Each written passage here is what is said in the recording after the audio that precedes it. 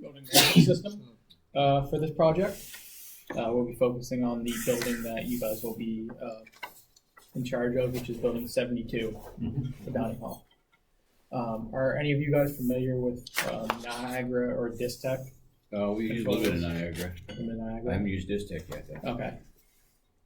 Mostly lawn, or do you know what? Like, it was just a web-based time clock that we Okay. used with Niagara, which is their I'll forget that model number, but it's we used to use that for the 66 time clock, web-based time clock. Okay. Turning the air conditioning on and off. Okay. Real basic. Okay. Now I'm not sure how exactly you guys will be set up to access this computer. This computer has access into the BMS system that was set up for this project, which consists of 72, 73, and 74. But for you guys, we'll only be focusing on 72. That's how we're going to control, right? Right. The other buildings, housing units. Right.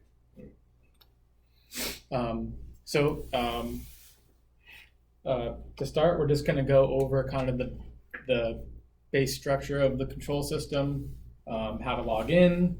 We're going to go over different types of user accounts where there's templates that are already set up. There are administrators, power users, and users. Users have access only to view the system. They cannot change, they cannot set, they cannot override any points. Power users can view the system and they can set and override points.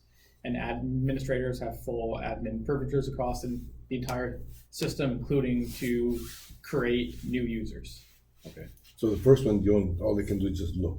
Right. Yeah, just look. They can't override, they can't set anything. Or change temperature. No. Right. No setting or Right. no invoking actions is the term. Okay.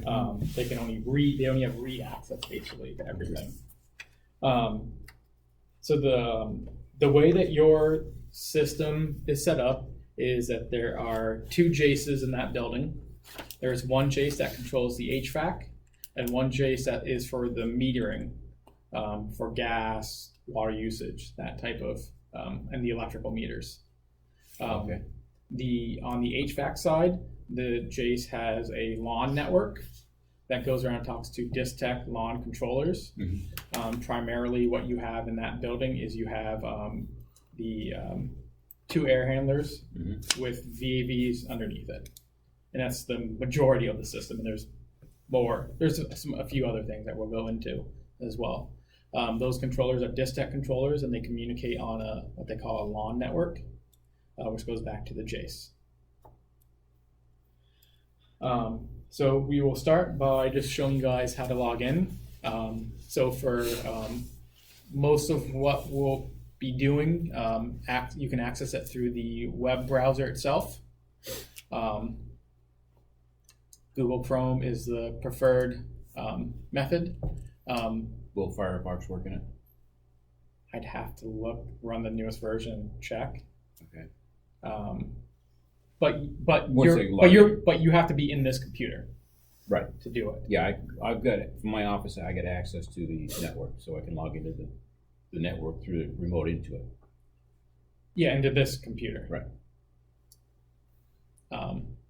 I'll just need to know what is the whether it's 10.104.45.86. Yes, and it is set as the home page for the web browser as well.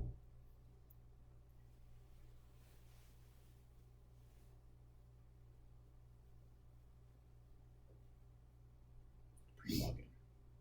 If you don't have to do the pre-login, if you just do that. Do that. You do want to do the HTTPS right. :/ before. So right now there are 3 users set up. Admin, all lowercase.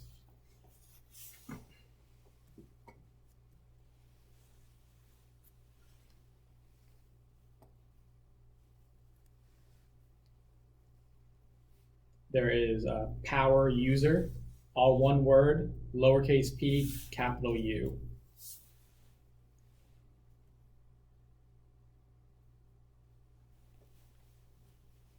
And then there's a user, all lowercase user. and those are templates for creating Okay. individual accounts. We highly recommend that you have whoever is going to administer the system, they assign specific accounts instead of using one universal account, because then you run into an issue of, say someone overrode something and caused damage to a unit. Well, who did it? Because everyone uses that one account. Right. Yeah, it's gonna be a log. Whoever logged in and did some change. Someone all can see the it later, changes right? are logged. Yeah. So those accounts are there, and those passwords are currently active Okay. for the time being.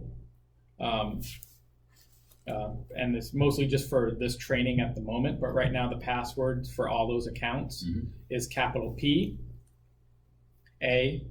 All capital? No, just capital P, lowercase a, S, S, W, O, R, D, 1, exclamation point. Password 1 exclamation point.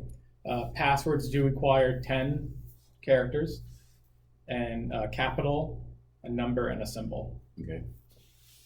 Right now, we don't have it set up that they are that they require a change every expire so often. Right. Please don't do that. But I mean, that's really to whoever administers the system. This system is not open to the internet, so it's pretty secure. So I don't think that would be necessary for you guys. But that's entirely on you guys to make the decision for your own security. Right. So right now we're going to start in just by looking at as a power user, which should be how most people are accessing the system.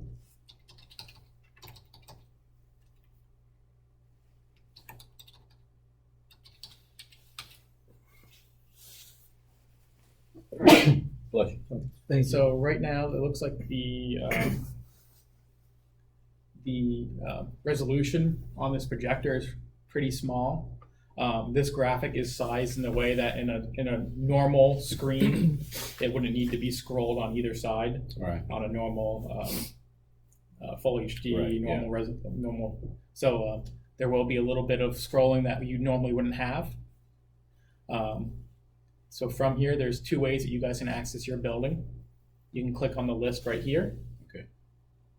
Or click on the building. Or you can click on the building itself. Either way brings you to the same spot. The guys in housing, they were questioning about that they could see your building and you guys could see their building, and there was some concern about that. Right. In the proposal for the project, there was never listed that these were supposed to be separated in any way. Right. And it's really, and unless an outside person is administering the users, if you say you were to have an admin account, they would have an admin account, they could still create a user that could access either side. Right. I don't know. I mean, it seemed like to them it was a concern. I don't know if you guys feel it's a But concern. if they were to go in and do something, I would know who was that did it. Yeah. And then we can talk to them. So that was kind of my thought. Yeah. But when you have people from both sides that do have administrator level, even if we went through and did the painstaking task of actually splitting it out, how if accounts could access So if it. the person that's got the administrative level makes a change, would that affect all 3 buildings, or would it just affect the change that he created for that one particular building? Well, it depends on what they were doing. Like outside air temperature, which affects all 3 buildings. Well, I mean that's overriding a point. Exactly. That does happen. But yeah, That does happen. Like yeah. when we have issues with one building, I just say, okay, the boiler's not working very well, so I tell the outside air temperature, you're at 0. You're not at 40. You're at 0, and my boiler comes up all the way to temperature right away. You understand what I'm saying? I'm lying to the system, telling the system what I want it to do. When we click on the building, we're only doing set points for that one building, not all 3, right? No, but what I'm saying, like outside air temperature. So the outside air temperature affects is from building 72 and is brought over to 73, 74. So in this example, yes, but you shouldn't be doing. Yeah. That's not how you should be. No, but sometimes to get through here is when there's an issue, it's got to be fixed like right now. So in order to fix it right now, sometimes I would have to say, okay, outside air temperature, you're below where you should be. so I can get this thing to work, to get me through this one moment. And at that moment, that one moment is affecting all three buildings. You understand what I'm saying? I understand what you're saying, but I'm saying that's not the. No, but Yeah, that's not the way it should be done. But you know exactly what I'm talking about. Yeah, I know what he's talking about. It's to remedy a situation right then and now. right. So But there's other things that would that's going to do that. affect. Yes, But there's other things that you could do that's directly Right. to Yes, do that. but- Override systems So on. we just need to override keep in mind that Setpoints. we can't go Yeah. telling the system something different than what it actually is because it affects all three buildings. In certain circumstances, the outside air temp is one that is from your building that goes over to the other buildings. Okay. So when you log in, this is what you'll see, Mhm. and then either way will bring you to the building. It starts out at a system summary page, which is like a building system, and you have to excuse me because I'm just everything in my head is about the other buildings, and this is just slightly different where you guys don't have multiple floors, and Right. it actually is a lot less here. Mhm. So we should be able to really focus in on what you guys want and not take up too much of your time. And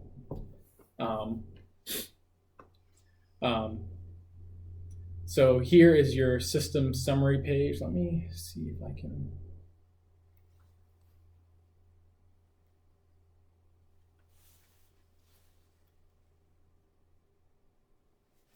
And I can zoom in when we need to. Right. Okay.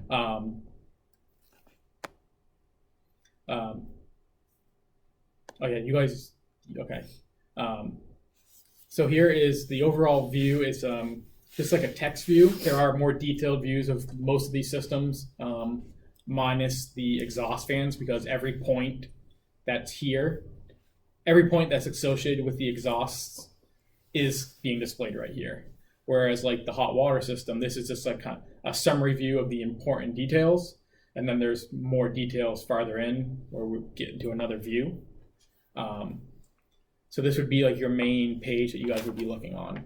Here you can see the air handlers, the VAVs under the air handlers, and the other air handler, Okay. and the fan coils that are part of this project. You can get into a closer view. If you look at some of the names, you'll see that the mouse turns into a hand. Yeah. And that means that you can click into it and it'll bring up another view. You can see here that the exhaust fans do not, because again, this is all the data that is associated with the exhaust fan. So there's no point of re-showing it with just a picture Right. of it. Same with the AHUs, the VAVs, and the fan coils. Now when you do click, it will pop up another window, so you won't lose where you were. Okay. And you know if you had a system set up where you were accessing this, and minus the current IT setup, but you could have multiple screens, you could have multiple windows up at the same Right. time, kind of taking a look at the different systems. So the pop-up looks like this. And then from here is a more detailed view of the system. From here you can see values. And then from here you can actually click these icons. Here, where it's a circle with a line graph basically in it. Mm-hmm. If you click on that, it'll pop up a history of that. So you don't have to request history; it's already there. The history is already there. Okay. There are ways, and we'll show how to you can do multiple histories together on one. From here, you can actually add another history to this one if you want, And compare. Do an and overlay? compare. Yeah. So from here, you go to your building. These are what we call history groupings.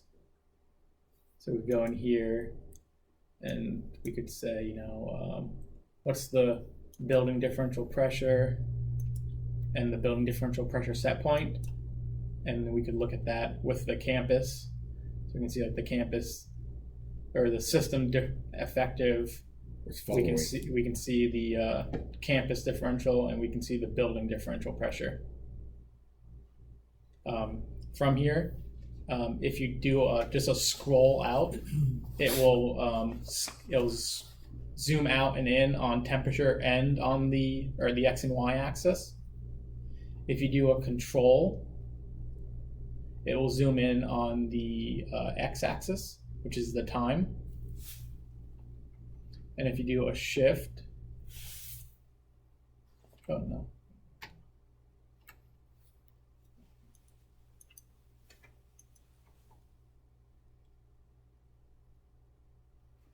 You can zoom way in on the time. Being that it won't let us scale because everything is within this window.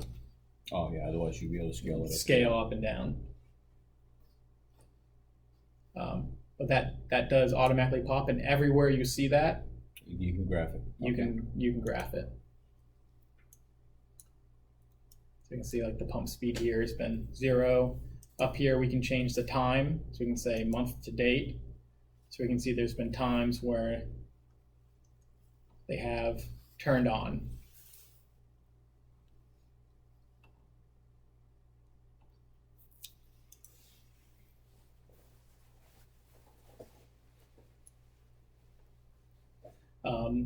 On systems with VFDs, you'll see this click for more info. This will actually get you more information from the drive itself, where you can see things like the handoff auto status of it, if it's ready to run or in a faulted sort of condition, and just a whole bunch of data out of it. And that's the same for pumps or the fan drives across the system. So this system right now is the chilled water system. We'll go more into depth into the individual systems after we kind of go over the whole navigation of the system. Then we also have most of the pop-up graphics like this will also have a settings page. So from there you can click, and it'll give you a bunch of different settings associated with it. Sometimes the settings are about the alarm, sometimes it's the staging or the resets. Most of the equipment, like the fans, filters, pumps, they have a maintenance reminder that'll pop up in the alarm as an alarm, but it'll be categorized as maintenance. And it's based off of runtime. So basically you guys can decide whatever interval you want for its runtime. On the alarm system for this, is it set up so they can send out a signal to somebody's pager or cell phone, or is it just that the system has to be on the desktop and run? The system can. It wasn't anything that's been requested of us to do, or were we given any sort of accounts or anything to do. Okay. But does this monitor the walk-in boxes also? I don't believe we're monitoring the walk-ins or any of that equipment. This system is upgradable and expandable, so that's something you guys wanted to add. Yeah, that's something that definitely could. Yeah, we talked to Kenny over at Physical Plant to see if we can add that to it. But for example, say you guys wanted to make this so that it was every 2,000 hours. You guys could set this. So to do that, anything that you mouse over where where it highlights that blue color, that means that there's a action that you can do. And to do that, you right click and it'll pop up what you have for an option. Throughout the system, you will only see 2 types. It will either be a set or it'll be an override. And there's different types of override depending on what type of point it is. But for right now, we're going to kind of just talk about the sets. So every point, anything that you're setting, that means in the controller, that's kind of at the very start of whatever logic is going into. That means nothing else is writing into that point to reset that. Anything that you're overriding means that you're taking priority over something in the code that would be telling that point whether to start or changing the effective set point, for example. But then you can just left click on it, enter the information, click OK, and it would change that value to whatever you guys wanted to. Now we'll go over some of the different types of overrides. So here we have the pump command. So here, when we right click, we have 3 options that come up. And they're all override options because there is no set. Set will always just be set. Anything else will be a override. So here you have the override to start it, stop it, or release it back to auto. Now, when you do override a point, it'll give you an option of duration. I always recommend to use durations, even if it's something where it might be for a week. Say, this other pump's failed and you want to leave this one running all the time for a week or a month or anything, just a duration. That way it will eventually go back to auto. Right. So I'm just going to go in here and just say for 30 minutes. Now I overrode it off so the pump will not start. For 30 minutes. Oh no, it's not going to. Yeah, or it You overrid it at least for 30 minutes. Right. Now, when you do override a point, you'll see that now it's turned this kind of magenta purple color. There was some debate yesterday about what color, Mauve. what color it was. Should So have red. any points? Well, that's for alarms. Oh. Yellow? Yellow's faulted, and I'll bring up that again. Oh, okay. That's a good point. We're here. But now that's overridden, and it won't start in the control automatically. Okay. And now when you mouse over it, it'll also pop up this detail that's actually the point name, and it's saying that it equals been stop, and it says that's overridden at 8. So the way the points work here is they have what they call a priority array. It's from 1 through 16. When you're doing a set, it's at the default, which is even outside the priority array. Like if we look here, we'll see that that's stopped at default. That means it's not overridden. It's just how it is. Here we can see that it's been overridden. overridden. What about next to it, that little, It's graph. there's also a graph? Yep. All right. And then I'm just going to release it to auto. Now that color changing point brought up this next little detail. On the main screen, when you're not in a pop-up, there is this header cross has a help button. That help button pops up a legend that will tell you what the different colors mean. Oh, okay. So if you ever see one in orange, that means that point is faulted. And that point could be faulted by logic that we have, where we say we have a temperature sensor on the hot water system, and someone cuts the wire or mouse chews the wire and it shorts out or opens. So it's seeing a really high resistance. So that point now is going to show a really high or really low temperature depending on what happened to it. Right.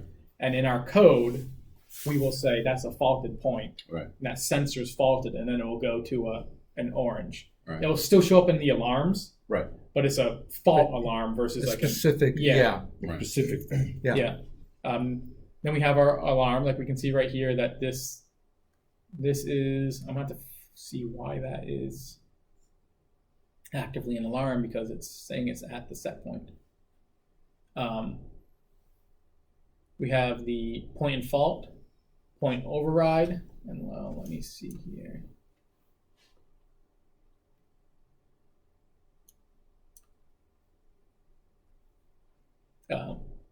Point down means a communication failure. So say someone went over and turned power off to the controller that was for the chilled water pump we were looking at. All those points that are coming from the controller that aren't points that we're making like after the fact with data, anything coming from that controller would then show on the graphic as a yellow.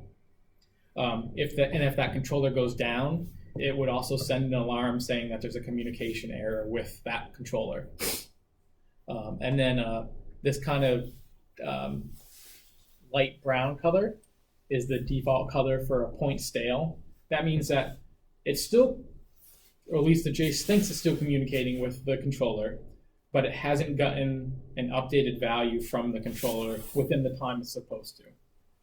That can be that the controller's down and the system just doesn't know it yet, hasn't gone to that kind of troubleshoot self-diagnostics to say, yes, it's down. Could be that there's an issue with the communication or on the communication bus. Again, someone damages a wire, kind of shorts out a little bit. I had one where I had to walk across this 14,000 square foot production area, just trace the comm out, we disconnected the bus in half and determined, okay, it's on the second half, and got down the quarter, and then it was just going from one control to the next, disconnecting it, making sure that one came on until we could find where, and it was just behind a four gang cover. The wire was underneath the cover just a little bit. Oh, shit. So one of the wires was just barely touching and grounding out. Yeah.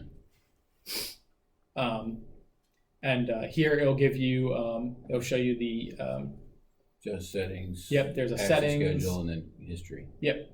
And then here's our information if you guys ever need service. There is the warranty with the system. That's all under the help legend, right? Yep, under the help.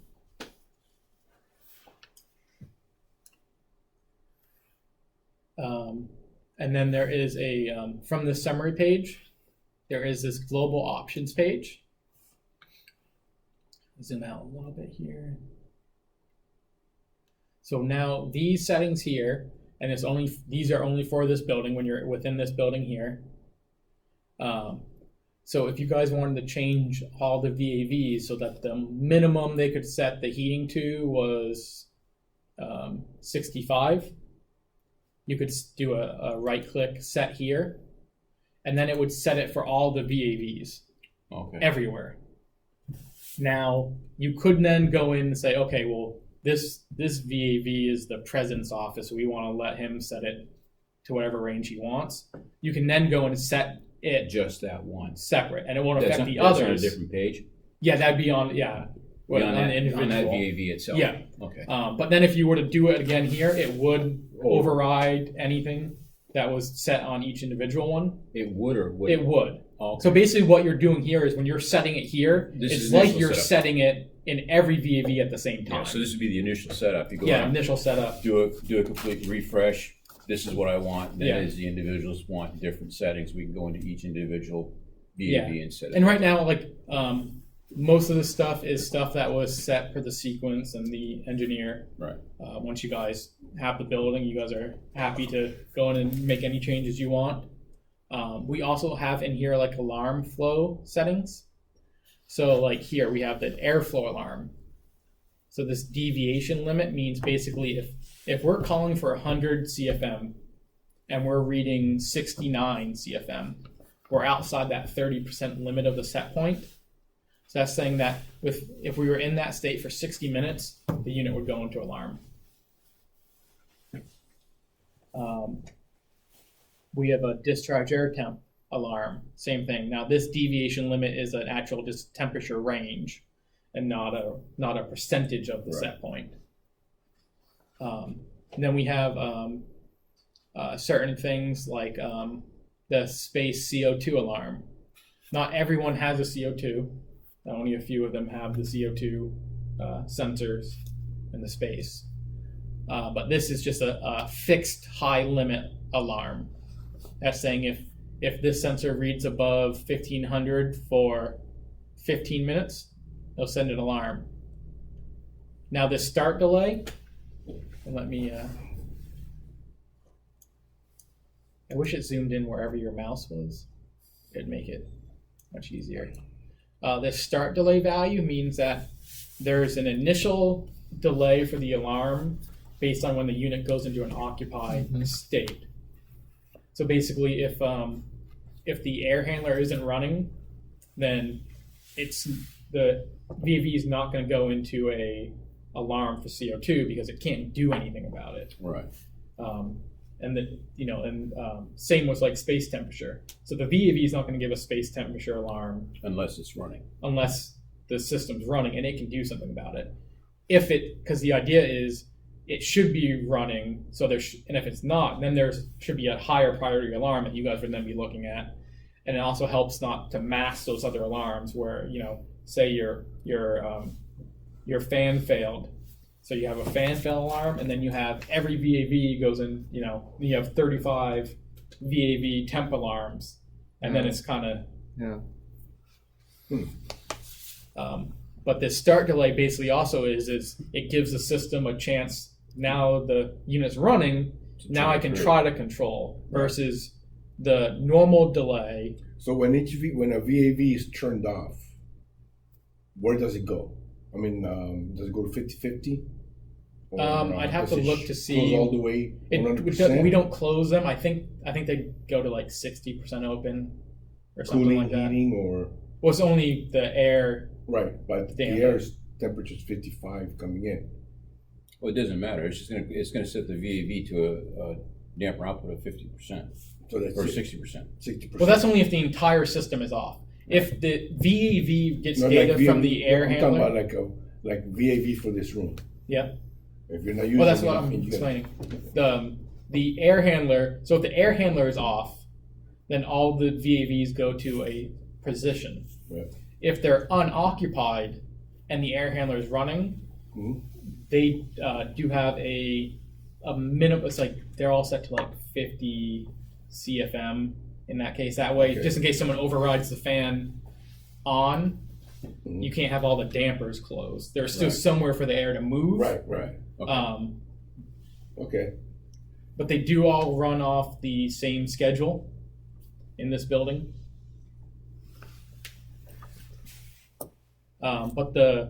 So the start delay is basically once the unit starts operating, it gives it time to bring the space into the condition to help prevent nuisance alarms, because obviously going from an unoccupied to an occupied is a longer time to bring it into temperature or whatever condition, versus if you're already at that condition and then you go outside of that range, then you want to know faster, because that's more likely that something's Yeah, it's wrong. an issue. Yeah. There are things in here because they're all basically roughly the same. Like the PID loop, there's a proportional band that you can access from here. The heating load, hot water, and the cooling load, there is proportional bands and integral here. I would not recommend adjusting those. Basically, it's how fast and how the controller responds to the load. But being VAVs, what normally works for one normally works for all of them. Most of the loads are relatively the same. They're all calculated by the same person, so they should be roughly the same, because it's really the percentage of like their air. Right. There is global options for that. For the VAVs, there is access level. I would assume, being that they're all open in pretty much common areas, you'd probably want these set to no access, or the majority of these set to no access. You're talking about the thermostats on the Yeah. outside? Yeah. I don't want the people messing with it. Yeah. What? Because the thermostat, you go up and down on the temperatures on it. Oh. Yeah. and at Yeah, the so zone. now what we can do is we go into there and say, no, I don't want to have anybody have access to those. And then if there's some of our individual like rooms, Right. or you could set those, and then they could have access on those. But to do like the global across the entire, all the VAVs, you would Right. set that here. So you do the same thing, set it, Yeah. then go back to the individuals Individual and tell them ones. which ones you want. Basically, it's like, this would be like whatever you're mostly gonna have the system set up, you set it here, then you go and change the Individual. smaller, Right. the minority type units that are running in a certain way. So for this building, you have global points for the VAVs and the fan So coils. what you're showing us now, this is exactly what it's set up over there for.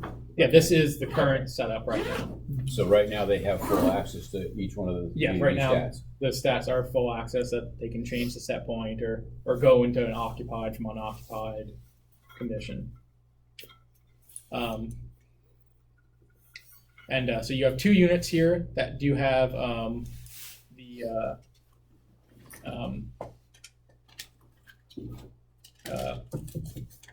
global points, VAVs, and then the fan coils. The fan coil, I believe all three fan coils are for like electrical rooms, IDF rooms, those type of rooms. None of the real occupied spaces are being controlled with the fan coils. Oh, okay. I think there's only three. Let's take a look. So for that, we'll go to the summary page. And yeah, down here, yeah. So electrical IDF room, IDF room. Okay. So those ones are cooling only. They do not have a heat valve. Whereas the other buildings, they have heat valves and heating set points. These are cooling only type units.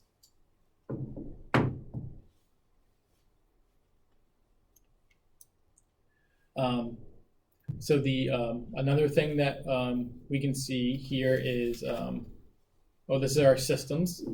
You guys don't have any lighting through the system, so that tabs is grayed out. And then there is an energy meter. Right now, the energy meters, we haven't been able to get the system to communicate from the energy meters to the, I think it's an issue with the IT. Probably. But there is a system per the sequence set up for automatic demand limiting. So that way your building can automatically shed load if it hits certain levels. Right. Yeah. Which that would be through the state. The state would tell us when to do Yeah. it. And this is basically all the settings for it. Basically it says, hey, on peak times, your limit for level 1 is this. And basically what it would do is when you enter a level 1, then it would take, like if the cooling set point was 74, it would add 1 degree to it, and now the active set point would be 75. And then level 2, 2, 3, 3. And again, that's whatever the state's. What set point is this? To shed. It's So for that would be like it's for return error or energy. Energy or energy. Uh-huh. Yeah. You know, like when it's over a 15-minute period. when Brown says, or not Brown, but Newscomb says, "Let's shed your power. You're using too much." Then they go through and do this. Mm-hmm. They do that to you. Well, he could say that. Yeah. We're foundation. We can tell him go pound sand like I usually do. We just use what we need to use because I got 20,000 students going to be in that damn place. Yeah. So here it'll show you like what the active time of use is. And it will show you, and then like the current levels for those demand limits. So this probably and this would show you like the last 7 days, and it would show you in a bar graph of, today we used 150 kilowatts. Tomorrow we use 120, and it would show each day. And then this would be the last 24 hours, and it would be a line graph showing you what the usage was. All it does is 7 days, or did? So that's you can change it. Oh, okay. So you can go up further than that. Yeah. All right. But this is just the default view for Right. both. For when you go go here. We do have a the hot water BTU usage. And that's done in mega BTUs and mega BTUs per hour, the energy rate and total energy used. Here you can see the supply and return temps and how many gallons. And then it does give you some data in some different units as well. Mega, kilo, and therms. The chilled water, also same thing. This is just only done in tons and tons per hour. Mm-hmm. The instantaneous usage, and then the total daily usage here. And the electrical would look kind of just like this, but just with different types of data. Gas meters, it will show you the instantaneous flow rate and the total used. Like we can see now, I just read it, and we were 958 CFM. And this shows the cubic feet used per day. And then this shows the instantaneous flow rates throughout the last 24 hours. I can tell you brought the building online. Yeah. And then water, we only read the total. We don't read instantaneous. Right. It's just a pulse meter that we're monitoring. And this just shows us how many gallons that uses. Gallons or cubic feet? Gallons. Gallons. I have to do a conversion. I gotta. Cubic feet's usually gas. Or no? Oh, you can do. No, we use it- cubic foot per yeah. gallon for the water around here, because I have to read the meters for all of the foundation buildings, and that's what I was asking George and Lynn. Mhm. Are we tied in with them so I don't have to go there and read the stuff? Otherwise, I gotta physically read it, put it in my system. But this time, I can probably just go off of this. Yeah, you should be able to go right off of this. Most of the meters are communicating meters, so we're actually reading like it over like BACnet or Modbus, Right. etc. The water meter is just a pulse reading, but it That's the should same as still be what we- accurate. That's what we have, I believe, on the rest of the rest of the campus, because they've already changed all of the water meters to a wireless, Oh, wireless type. but they still have me read. I don't know why I'm not quite sure what that purpose is. Because they want you to get your steps in or something, huh? Yeah, well, since I've taken over reading the meters, I've been doing it since 2006. Our bill's gone down because they used to guesstimate, Oh, and this. and it's just like way off. It's like, no, we ain't using that much, no. So we went from $10,000 a month on this one down to $4,000. It's like, Yeah. okay, Yeah. keep an eye on them. Yep. And that's everything that's under the energy Alright. tab. Next tab is the floor plan. It will let you see where maybe some of your trouble spots are. So we can see like right now that this area is cold, and we'll go more into that Okay. detail. So this is a graphic representation of the building. We like to do 2D floor plans, and there's a few reasons why, and I'll tell you. 3D may look nicer from a quick look, but it actually gives you less Yeah. detail and less information. So say this was a 3D and we were kind of looking at it from down here, that perspective. We show where the stats are. Now, if we were looking from this angle, looking this way, You wouldn't in see 3D, you wouldn't see, we couldn't show you where that Yeah. stat was located. And it'd be harder to show you the zone lines and kind of where they line. So what we do is we zone out with the black outline, the different Oh, okay. zones. We can see now this one just went slightly bluer. The bluer it goes, the colder below set point it is. Okay.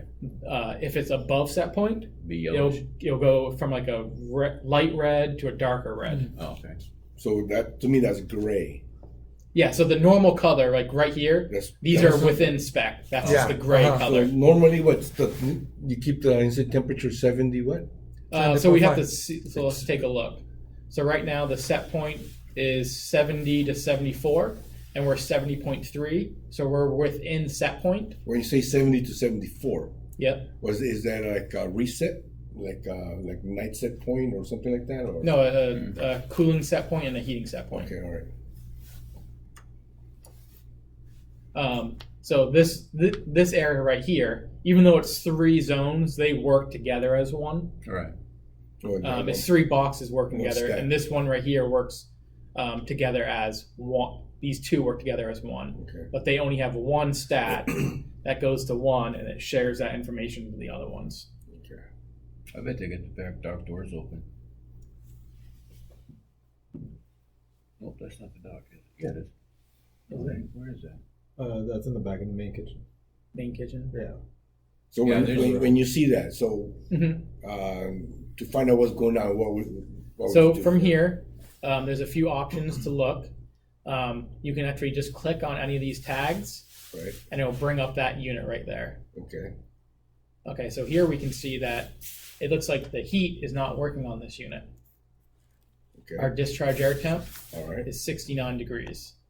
Our space temp is below set point, so cold that it's actually going into an alarm. Mhm. All right. The alarm, we'll go over this a little bit here. So from here, we have our airflow, so we can see this one's being served by AHU1. I just went an alarm. Yeah. We can see the supply temperature of it and the duct static. Here we can see the supply temperature of the heating hot water system and the differential pressure. Here we can see the airflow set point and the airflow. The CFM. Yep. CFM. Here, let me. Now, sometimes they want them, customers, they get a little strange. So can we change the set point to this VAV box from here, or we have to go at the site? No, you can change it from here. Okay. And you so do it from right there. here we have the airflow set point, Right. and then we have the icon that is the little wrench. It's a little hard to see on the, I see it. on a computer screen. It looks much cleaner. Hey, Raul, you don't have to carry a wrench all over the place. So you can click that and pop it up, and then you can see the airflow set points. Now, okay, let's just say that's office one, and then the person in there who does not want a lot of air. So you bring it down, let's say from 500 to 400. Mhm. Is there something telling me that the original set point was 500 at the No. beginning of all this? So No, once you once you change change it, whatever it is, it stays there. Whatever you had, You'd have to look at the blueprints Yeah, to see what it Because is. it's just a set only. okay, all right. You'd have to go back and look up the blueprints to see what Alright. the original set is, Okay. unless they were able to put a little tag in there that would indicate. Probably as we go, probably inside the little. Okay, now can you do these changes at the stat also? No, On these ones, well, it gets tricky when there's multiple right. stats under one, and those ones you couldn't. There are ways to do it through the stats. It is much easier to do it through this. Okay, all right. But from here, you can see you can override. So you can see here, this override is just an override in auto because this is a value. So you're giving it a value. So there's no option of on or off. It's what value do you Yeah. want it to Right. be. Okay. Here we have an occupancy. We can see the override. So this is slightly different. This is what we call an enumerated point. So it's not a true or false.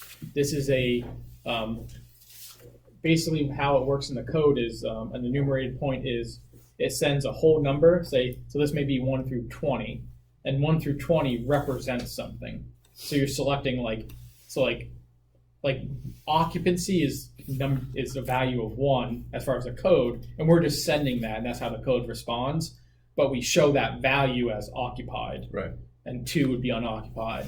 So here, this is an override for an enumerated value. I see you have morning warm up. Yeah, Does the whole building go through a morning warm up? the building Or can go into a building warm up. If I were to set this unit into a morning warm up, it wouldn't do anything because the unit's already running. Okay. But if we did it, and we'll go into the settings for the all that, and basically what it is the occupancy has a fixed range of different. This is the types of occupancy, and it shows them all. I'd never recommend overriding it to like a morning warm. No, I'm just asking because I know in some buildings it does help, Mhm. and some buildings if you don't have it, it's havoc Yeah. for the first day when you come up from a long weekend Mhm. and then you start the building. It's like fuck, everything is cold. Yeah. The only Yeah. problem with this building is it's never shut down. Oh, okay. It's No, 7 days a week. okay. All right. I didn't know that. We gotta feed all these students 7 days a week. So we can see the temperature is an alarm here. So we can see the difference that, yes, these zones are cold, but they're not Not a lot as yet. cold, and they're not cold enough to go into alarm. Okay. All right. We can see the blues basically reach its max limit of how blue it gets. Right. Yeah. It does show you where the stat is for the different areas. Does show you the fan coil. So from here we can see this IDF from here. We can click on it and look at it.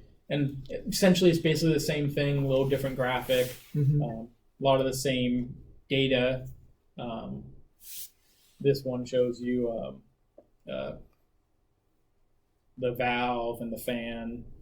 And here we can see the chilled water system data coming from the main system. And again, this has another settings page as well, just with some different settings, some alarms, some of the PID loops, some of how it can be controlled, how the fan runs, and we'll go into a more detailed on all the different types of units.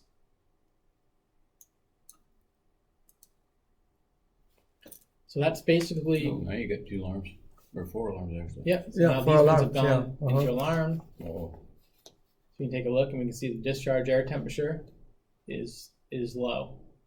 Damper's now at 100%.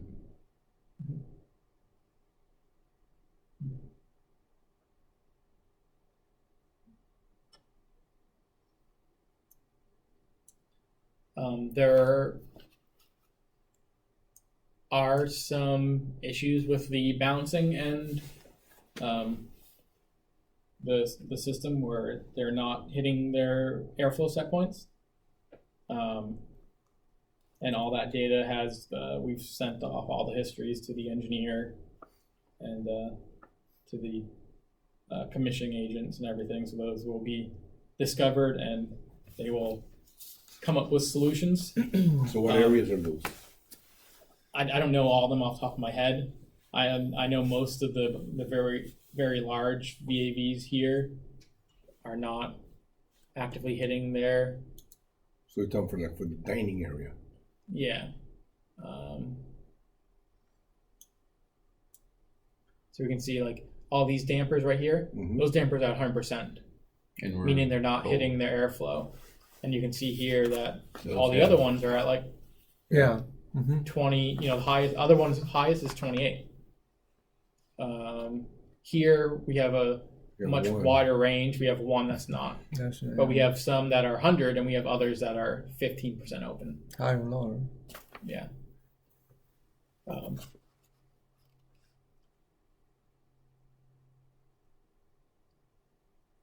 Okay. So that was basically everything that was in the floor plans. They're pretty self-explanatory, and I like to think that they're pretty easy for people to get the information that you need off of them. Okay. So next we have the schedule for the building. The way it works is that you click Mhm. and you can drag. If you set up something, you can say, if I change this day to 3 in the morning, I can say, apply this Monday through Friday. Then I'm just going to change it back. You can drag from the other side. You can have, if you double click and drag, you can create a new event and then say what type it is. So you could have like an unoccupied day, time. I know this isn't going to be your situation here probably. You'll probably be occupied from morning until straight through. The only time we can't because they get like I said, well, summertime is the only time will be our semester break. Mhm. But there's still going to be people here because people on campus. It also feeds campus too. So Oh, okay. that would be up to food service what times they want it open and what they don't want it open. And then in here, you can actually go in and create a special event. So you can say, okay, it's not open on Christmas, Right. Mhm. for example. Okay. You Right. can go in here, click add, and say Yeah. Christmas. And I could say, okay, I'm going to do it Christmas vacation. a certain date. Supposed to say holiday. Oh, Supposed to sorry. say holiday. Not sorry. Can't say fucking Christmas. You can't say bullshit. fucking either way. That's BS. Yeah. And what you could also do too is you can do a custom. So you could create this so that it was, every 25th of December, any weekday, any week, and any year. I can say okay. And then it's there. Then I can say okay, what this is going to be. So by default, it's unoccupied. Let's say I would go in here and add and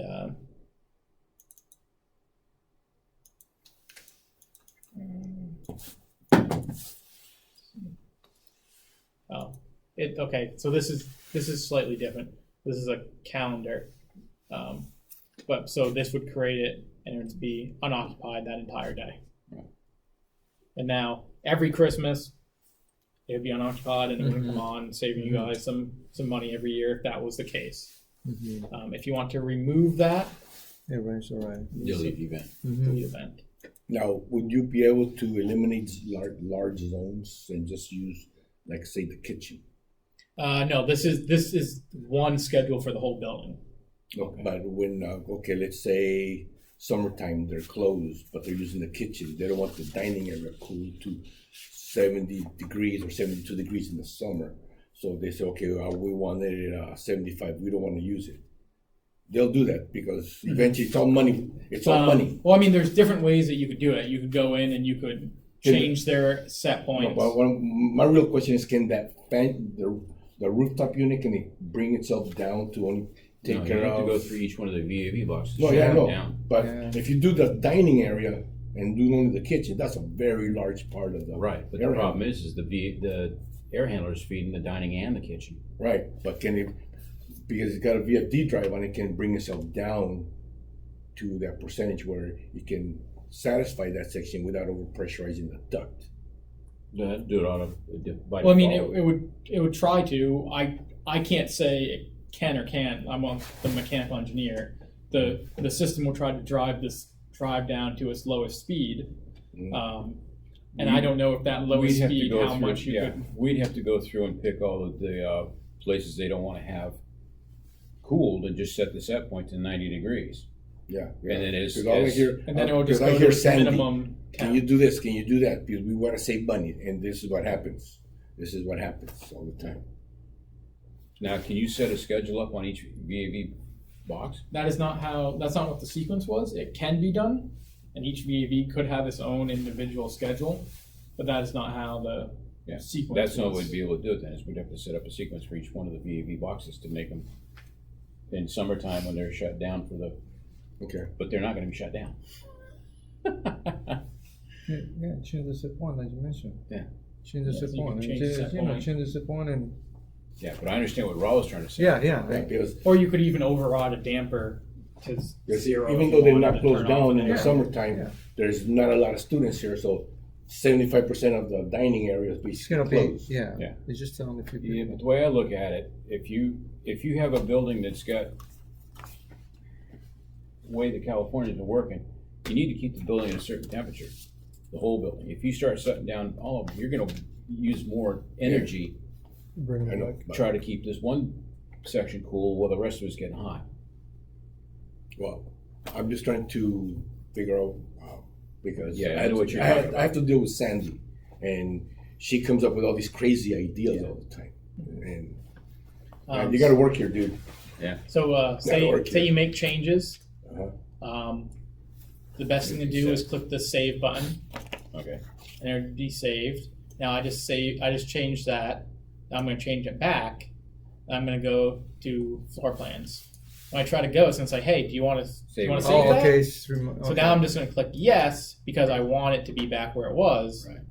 Then when we go back here, you'll see that it Yeah, gets back where we uh-huh. save it. So it will. It's just Remind you. Yeah, it will remind you to make sure. Hey, you made changes that aren't going to be here. Right. So if I go like that, and go to Okay. leave, and I click no, Then it won't save Goes it. come back. back, Okay. it's not there. So if you make all kinds of changes and you, Oops. yeah, so it prevents that in the And then you in try the to figure out order. what the hell In change the did I older make? system, it didn't have that, Yeah. and it wouldn't say, "Hey, do you want to save that?" And like, "Oh, why is it not?"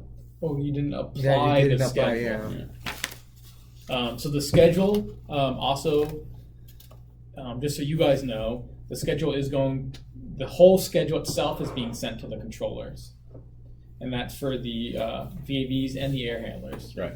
So even if the JACE goes down, the controllers themselves schedule. have it and Okay. will automatically go in. So Right. it's not dependent on this. This isn't writing a point, Right. and then that point isn't being written down. The whole schedule It's already. data gets sent, and then it has its own internal time clocks, which the JACE also automatically updates and resyncs the time clocks in all the devices Okay. daily. And it'll sync it to the time in the JACE itself. Okay. So that's the schedule. You guys only have the one schedule for the building. Then we have our alarm tab. So this is just saying, hey, right now there's currently a large number of alarms. Do you want to load more than 500 data values, basically? I'm just going to say no for right now, because it does hold any alarm that went into alarm and then cleared out. Oh, okay. So anything will be there. So the way it works is, I'll zoom in.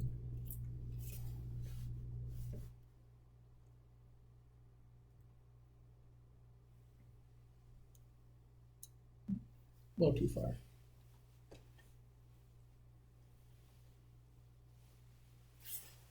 So any active alarm will have this icon here, a red bell. Let's see if we go down.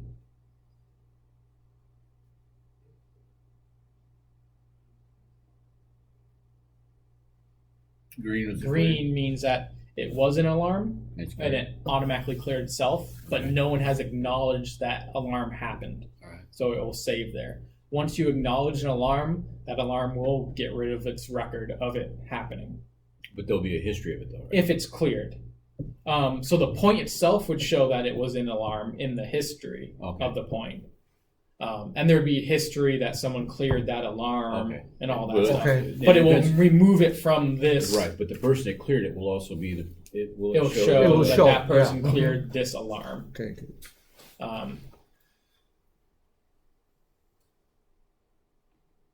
And then those are those two.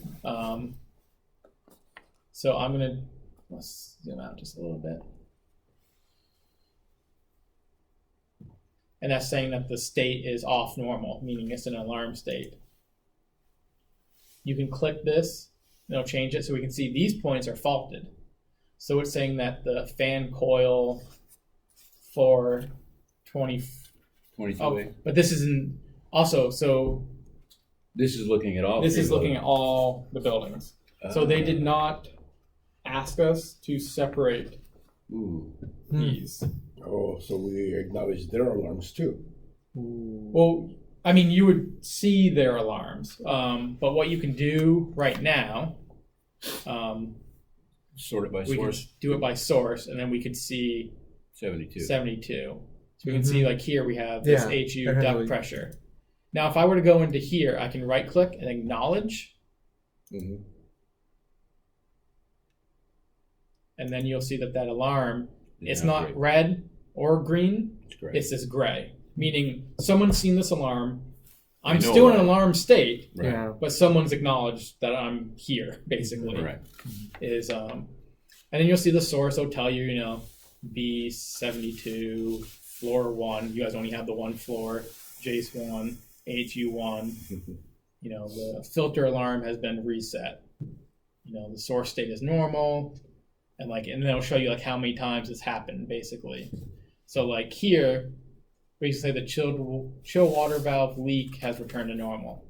So it's saying that this is thinking that the chilled water valve is leaking by. And it's saying it's happened 51 times. I have to look to see exactly what it was and what the logic is for that. It probably has to do with looking at the mixed air temp versus supply air temp when the valve's at 0, and if it drops, the mixed air temp or the supply air temp is lower than the mixed air temp, and the It valve's thinks at the water's 0. going by, Thinks, and it may be that maybe it's a delay isn't long enough that once it goes to 0, and that Right. So there's still some fine tuning and adjusting of alarms and set points as well in the system. So say this one here, if I acknowledge this one,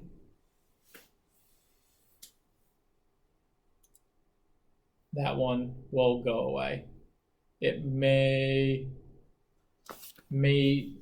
trying to remember if it will automatically update in this view and leave or not.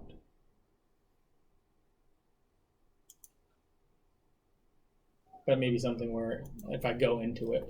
Now, the alarms can be separated, and that wouldn't be a super difficult thing to do. It would take some time on our part. If someone were to direct us to however that would work out with something that can be implemented. So when you guys are looking here, you're only seeing building 72 alarms. Uh-huh. And when they're looking at building 73, they're only seeing 73, 74. Or those could just be all grouped together too. Mm-hmm. There's different ways it can be done.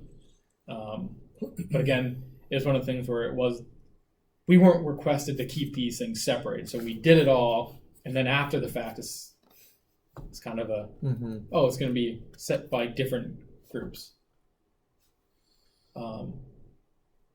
Now, you can double click the alarm and it'll pop up a window with more information. And it will say, the timestamp of the last alarm event, what it went to, its acknowledged state, what type of alarm it is. So this one is an energy conservation. This is saying the valve's leaking, and this is a level 4 alarm, which is energy conservation. It was hasn't been acknowledged, and it would show you the user that did it.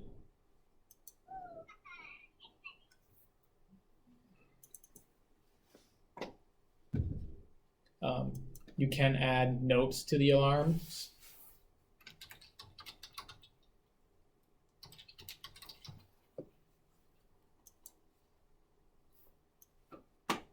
Then I can close it. Then if I go back in here, click notes, it'll show that at this point, power user left this note here.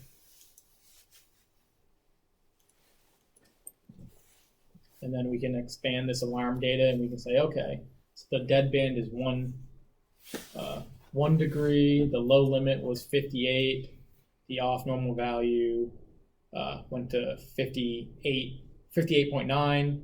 So it probably had a mixed air temp of, maybe 50 or 60 degrees or something. And then it saw that the supply air temp was below.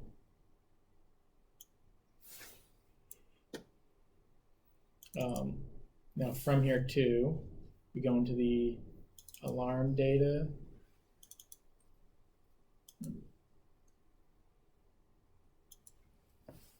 You can go forward and back through them.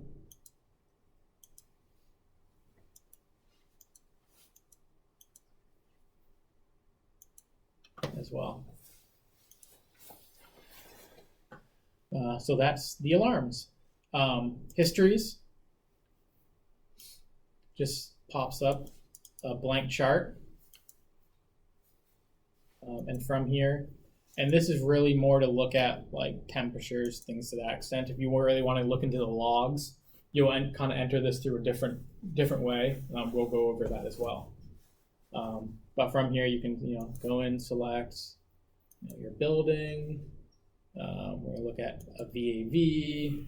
Say VAV 2.1, and I want to look at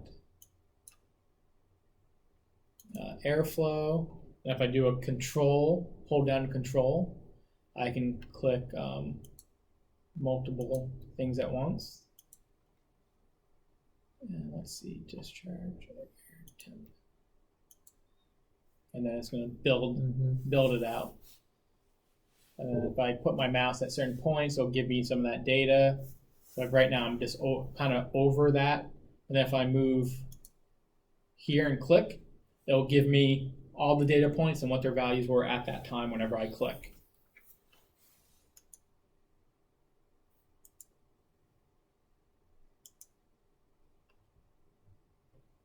You can zoom out. Zoom in, zoom out on the time scale. From here, you can click and turn off certain points as well. Right here, you have to click in the. So if I want to just look at space temp and airflow, I could see how those related to each other. I just want to look at airflow and damper command, I can see how that relates to each other. You can see right there the damper was at 14%, 11%, 15%. So it can be a helpful troubleshooting tool for you guys to kind of see what was happening with the unit with new features that the old system didn't have, to kind of show you that instantaneous, trying to look at it and be like, okay, well, when I was here, what was it? and you can just click on certain parts.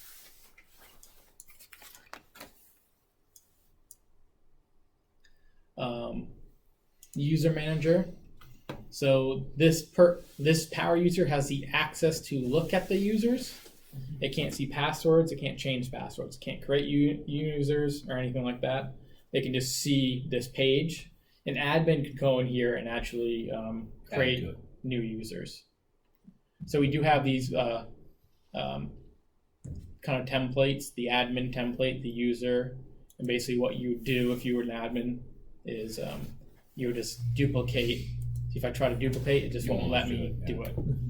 But we'll go in through the admin account, and I'll show you guys how to do that as well. And yeah, that's basically it for the basic navigation around and how to get to certain places. We'll go more into depth of each individual type of unit, the systems, the chilled water and the hot water system, and look at the admin to see how to look at logs and how to look at and create users and everything like that. Let's take a break, hit the restroom. Okay. I think we're gonna have plenty of time in the 4 hours that was allotted for this. Okay. So are you gonna put us in the system today? I will not be, because the administering of this will be handed over to you guys when it's actually handed over. Mm-hmm. I don't think it's being handed over to you guys. Not yet. Not yet. Yeah. But we got the building. Yeah. Not this. No. Yeah, they're still working on it. They don't want us in there messing with it. No, that's cool. But yeah, and then we'll give you guys someone an admin account, and then it'll be their responsibility to go in and create the users. Okay. So now, sensors. Oh, you want to take a break quick? Go to the bathroom? Yeah. That's what he's asking for. I think he's got to go to the bathroom. Right. And just talking a lot. Yeah. So I normally don't talk or even deal with people. I'm normally just Yeah, typing. neither do I. I deal with machines. Yeah, I like machines. Me too. He talk to machines and Machines and pets just and walking, animals. talking. There you go. People. Machines don't discriminate. Then you have the communication light for the different COM buses. So we can see that only this COM bus has anything connected to it. And I'll see the lights flashing when there's communication happening. Over here, we have the lawn trunk on the HVAC side. You'll see that there's a light here saying status that this powered. And then we have lights here, these two that are blinking, this kind of showing communication. Okay. Then same up here, we have another COM bus off here and it's just showing status. This is an example of the controller that are in the fan coils. The controllers that are in the VAVs look very similar to this, but that has an actuator over here attached to it, and it also has two sensing tubes for the pickups, for the pitot tubes to pick up the airflow. So they're enclosing that case. So this one right here is actually controlling that fan coil. So I noticed this is a fan-assisted VAV box? No, that's the fan coil. It's not a VAV. Oh, it's a fan Just a fan coil, yeah. This room and the two IDF rooms have fan coils. Oh. Everything else is the VAV. Okay, all right. The fan coils here have stats like this with the knob and the temperature adjust, but they're only in the IDF rooms and electrical rooms. So you can adjust the speed? So what it is if it's an auto, that means the fan will come on and off and ramp up and down necessarily. Or if you were to put it to a speed, the fan will kick on and just run at that speed 24/7. What is the other one? So that's... So the other knob is a temperature set point adjust to raise the temperature, the range, and to lower the temperature. Okay. You guys won't really be dealing with these because they're just in IDF rooms. No one should be messing with them. Right. There's only the three.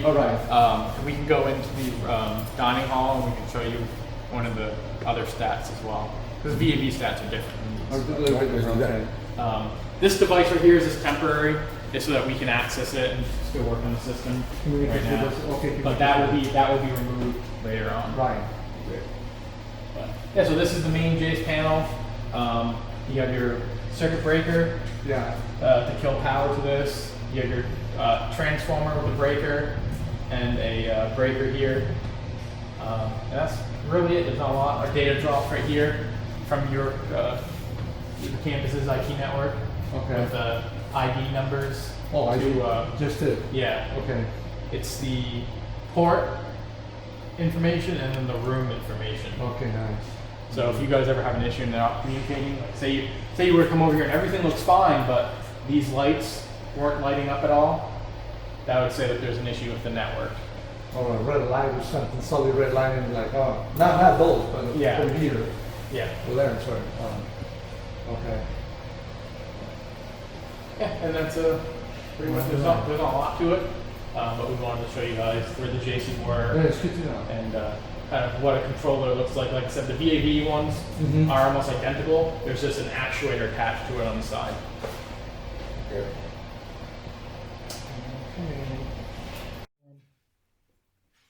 Welcome back. We're going to do a more in-depth look at the individual systems and look at a fan coil and a VAV and the air handlers And alarms.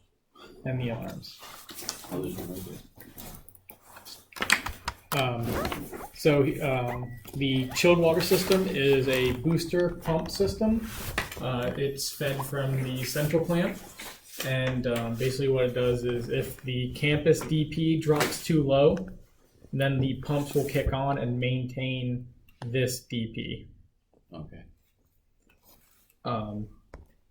It will also reset this DP. Notice how it says effective set point. If we look, it has an override. That's because that set point changes. So that set point changes based off of the units calling for valve command, basically. So if one of the AHUs or the 3 fan coils, their valves so far open and it's not getting enough, they'll send a request, hey, I need more water. And then we'll reset that up. That was part of the sequence provided for this project. These are all the settings for it. Everything is right now set per the sequence. So right now, it would calculate every 2 minutes. It would change the set point up or down a tenth of a pound of pound per square inch differential pressure. The initial set point is 5. The maximum set point it will allow it to go up to is 20. The lowest it will let it go down to is 0.5. So it will let it run down lower if needed. It also does show you, for the ones that have requested it, how long or how much of their runtime have they been requesting more. Okay, now these got meters on them, so they'll let us know how long they run, so if we have to do preventative maintenance on them. We can set it up on a schedule like that, right? So yes, the fan coils do have but this right here is more of how many hours they've ran compared to calling for cooling or calling for the additional. Oh. And it will, so basically this is just saying, hey, like, so like right now the worst valve is, according to the system, is fan coil 1D. That one's been requesting at 60% of its runtime, basically. Oh, okay. All right, I see how that works now. So that way you can kind of see if there's one that comes up, or maybe something where it's just so far out on the run, and then maybe we need to adjust those initial set points, or it may be fine and temperature may be fine. It just may request that sometimes, and then it responds and it does exactly what it's supposed to do. Okay. Down here you can see the valves and what their effective requests are. So right now they're all saying that they're good. So that -1 is saying you can decrease as far as I'm concerned. But that is also only if the system, the booster pumps are running. Otherwise, we can't control anything because it's just from the central plant. Right. So you may not see that, or very rarely, or it really depends on how the central plant responds.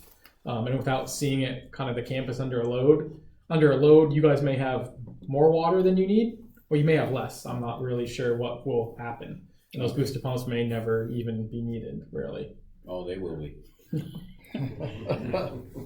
I'll leave that up to you and Kevin to work out. You can call and say, hey, I need more water down here. That's basically all the set points are for here. And that's how they requested this to run per the sequence. Again, we have a more detailed settings page, different alarms and their ranges and settings.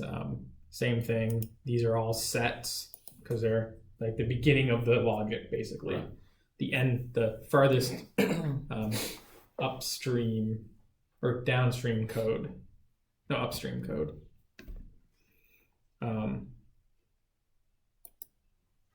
So here we have so here we can see that the supply temp right now is an alarm because our supply water coming from the campus is 51 degrees. I don't know why it's 51 degrees. That's something we can't take care of it because that's on them. That's when you call Kevin and be like, hey Kevin, why is my water? Why have only got 50 why are we paying for warm water? Oh, wow. Oh, man. Now we got them. No, Okay. oh, man. You're charging for chilled water, but it's coming into lukewarm. Well, in fairness, you are only paying for the BTU usage, I think is how they're going to calculate it. Right. So, but still, it's like, hey, you know, How much BTU can you get out of 51 degree water? Yeah. Well, our return going out is 67 degrees. So it is warming up 16 degrees, but it is Yeah. Okay, but that alarm is from them, not us. yes. But it is an alarm for you guys to know because that Right. is going to affect your building. Right. That way you guys can then call So and say, I'm not going to the building going, okay, why have I got such hot water? Yeah. No, it's hot in Yeah. here. Then I can look at that and say, okay, because we don't have no Yeah. supply temp. You can rotate the pumps.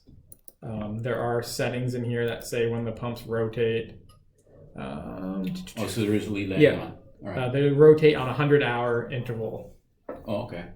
Basically, one will be 100 hours more than the other one, and then the next time it starts, it'll It'll be 100 hours do the more. next one, and then it tries to even those out. But you can manually rotate them if you want to. If I have a problem with one, I can. Yeah. You can manually override the pumps on and off. Now, if we were to shut one pump down, stop it, would the other one take over? It would, because the system is looking at one and saying, hey, if it was calling for one to run. So if say you had pump one running and you overrode it off, it would switch over and start pump two. So if you want to, for some reason, stop it, you would then want to override both pumps to stop it from doing that. I'm all caught up. Okay. Want me to fix these little corners in here? Yeah, dude. Yeah, we're in a meeting here, so. Sorry. But that's basically it for the chilled water. It's very basic. So when the pumps aren't running, there's just a check valve and it bypasses the pumps. When the pumps run, then it would then flow through there.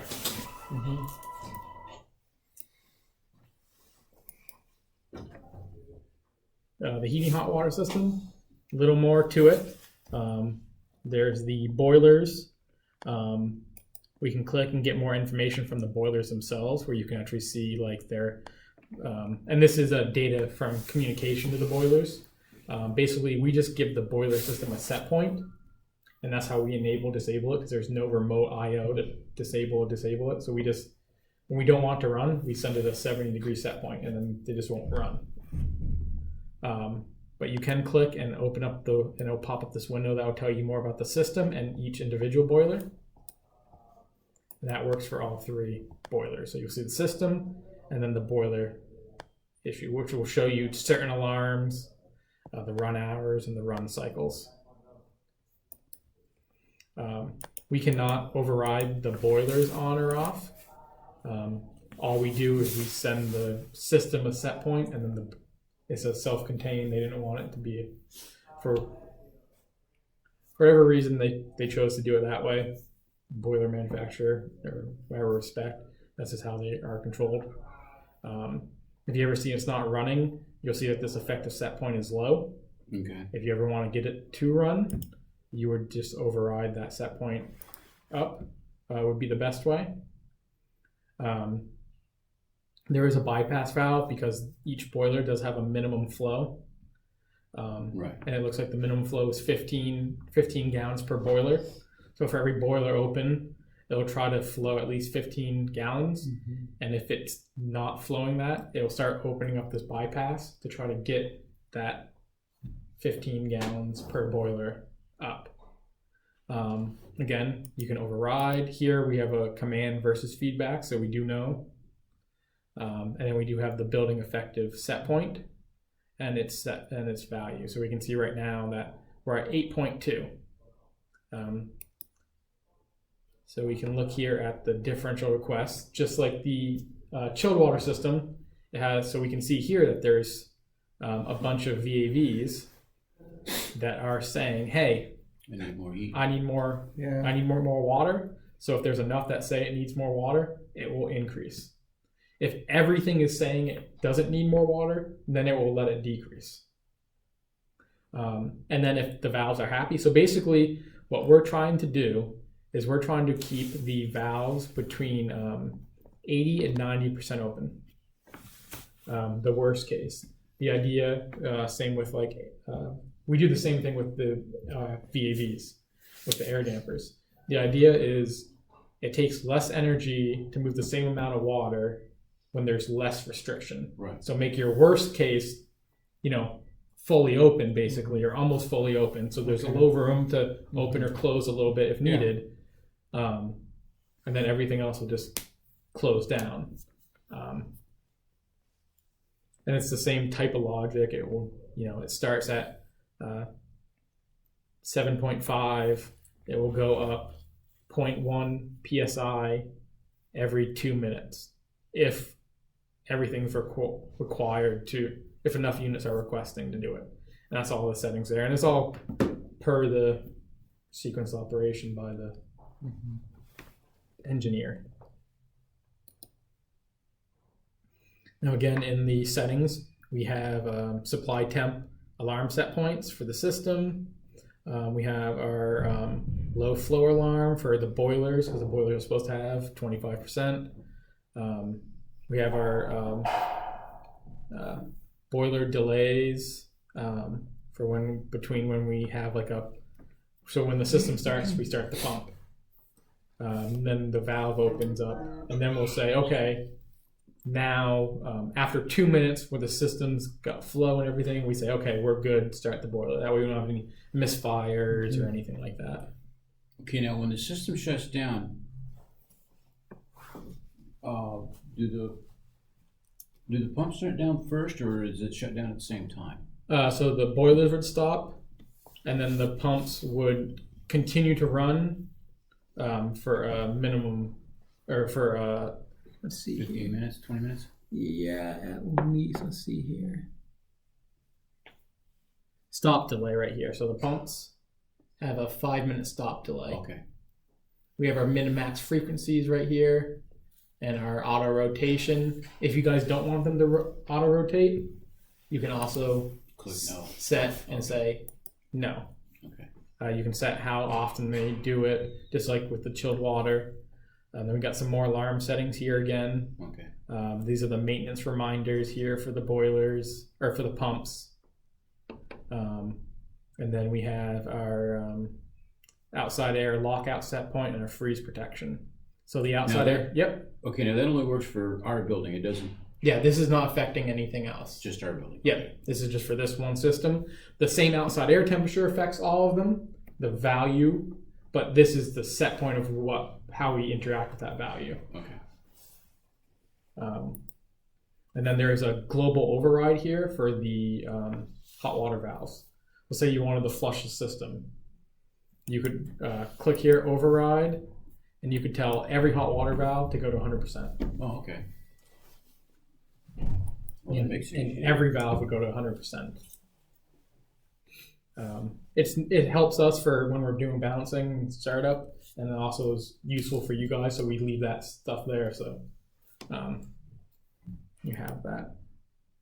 But yeah, I mean, essentially it's the same idea of the system. Instead of just the campus chilled water, we have your local hot water system. Mm-hmm. Hey, George. Again, we have where you can click to get more information from the drives, just like what we saw earlier. It'll load up and we can see everything. We'll look at this one because this one's running.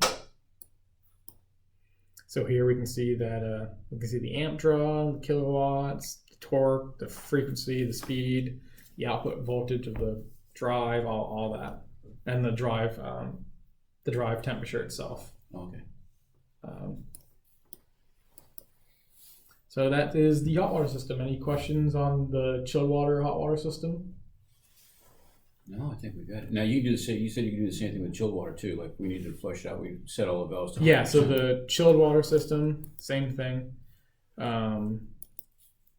There's a balance override. There is only the 3 or the 5 valves for the chilled water. Okay. The 2 air handlers and the fan coils. Right. You can also override them right from here too, but that value is still there for that.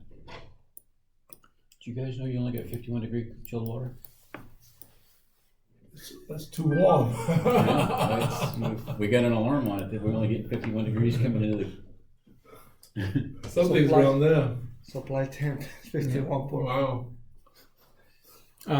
Good thing it's cold out. Yeah. And no one's using the building. The exhaust fans, the system monitors 8 exhaust fans, but only controls 2. So we monitor the kitchen exhausts and the hoods, but we only control 2, which are the restrooms and the restroom / janitor's closet. But you can see the status. Oh, okay. And you can override those on and off if you want. The other ones you cannot, but you can see if they're running or not. For each HU system, HU 1 and 2, we have logic here that will tell you what the warmest and coldest zones are, and then what ones are the greatest above set point and the greatest below set point. They may not necessarily be the same thing because of like over here we can see that the warmest zone in AHU2 is 2.5, but the greatest above set point is 0, or nothing is above the cooling set point. So they're not going to necessarily be the same thing depending on what their set points are. And down here we have our list of our VAVs again. This space temperature here will also show more red or blue, just like the thermal graphic on the floor plan. We can see over here that this VAV is overridden as occupied. So I'm just going to release that to auto. It may have been one that when we were doing the testing earlier. Okay. There we go. Yep. And again, you'll see alarms where things will flash red, and that's showing you that there's an alarm.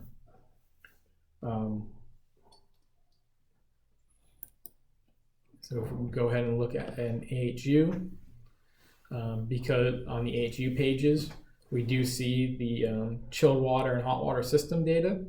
If you notice when I go over this, my mouse turns into a place I can click.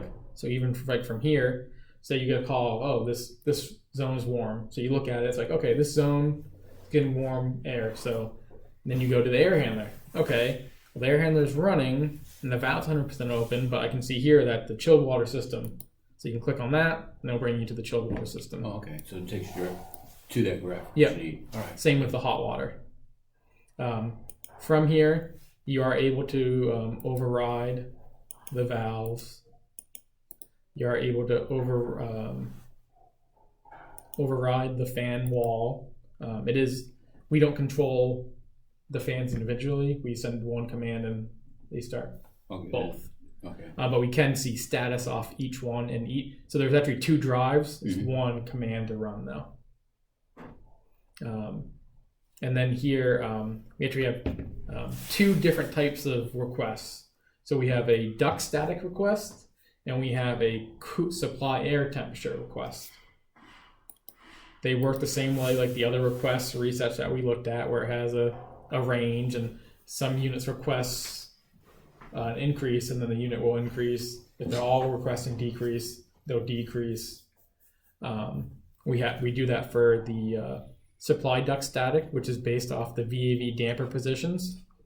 So we can see here that we have 4 of them that are requesting more air. And we can see right now that we're at the maximum set point, which the maximum set point is 1.5. Okay, so our whole, So we've reset everything up to try to satisfy those units. They're still not being satisfied. Controls are all working, so that's a mechanical or balancing issue. And it's doing what it's supposed to. So this unit right here has gone. You can see the reset is saying that it's at the maximum set point. So it's not going to go anymore. Sometimes it may say at minimum set point. Sometimes it will say it's increasing or decreasing, or it just won't say anything. You know, or like a hold, I think it is. And then the same idea with the cooling requests.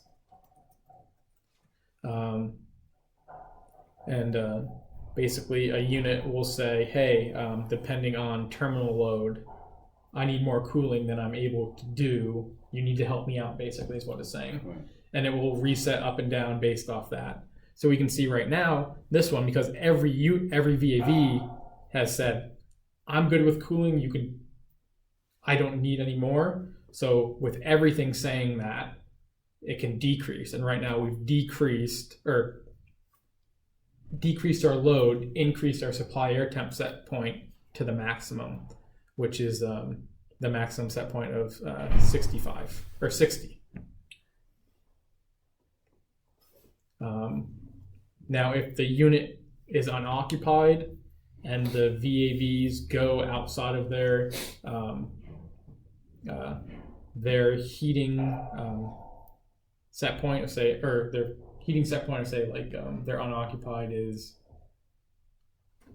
I'm just throwing this number out, say 60 degrees, and enough of them go below that 60 degrees, then the unit will start up, and then it will discharge a 65 degree discharge air.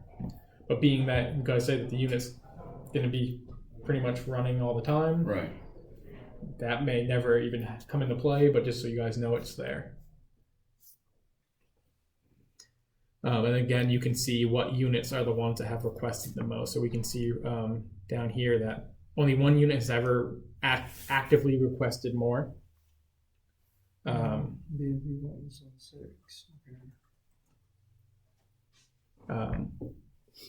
6%, and none of the other VAVs in this one have ever requested anything more.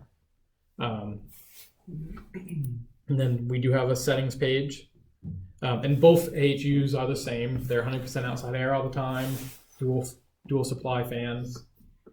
A bunch of settings for like the PID loop, some alarm settings, more alarm settings, supply fan min and max speeds,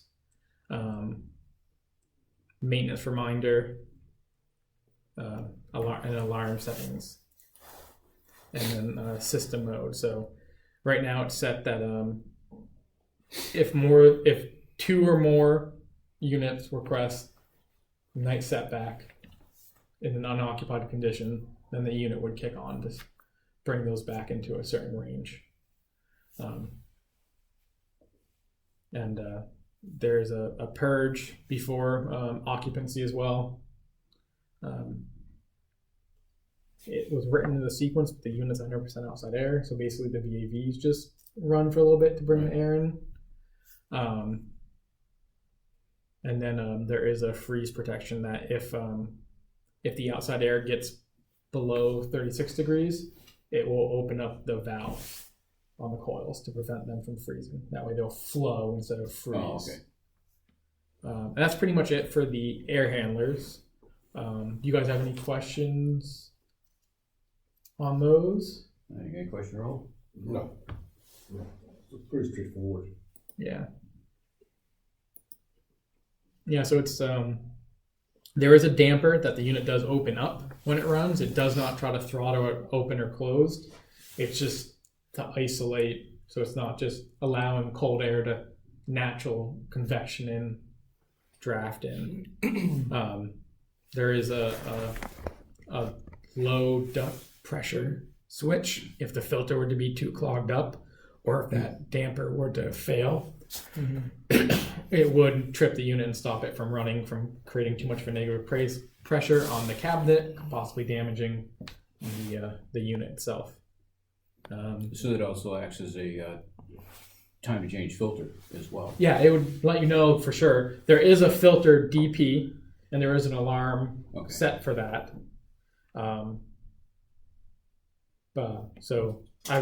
And you may find that you may figure out what that adjustment is. You may see, okay, well, we went 6 months and we went and looked at it. Oh, we should change these filters a little earlier. Look to see what the DP is running with those filters, and then maybe set it back to a tenth or 5/100ths of an inch or something like that. And again, that alarm setting for that is right here. So basically, the filter, if it gets above 0.8 inches across it for more than 3 hours continuously, Then it's time. then it will send a maintenance alarm. And then if no one does anything about that alarm, say it's just there, every 7 days, that alarm will then re-trigger itself to be like, hey, I'm still here, basically. Okay. Now, with the system set up, if say like I was to remote into it from my computer in my office, and I left it running, would somebody else be able to remote into it at the same time and still run? Or no, so remoting into that laptop, only one person can be in that at a time. So, and that includes local or remote. Okay.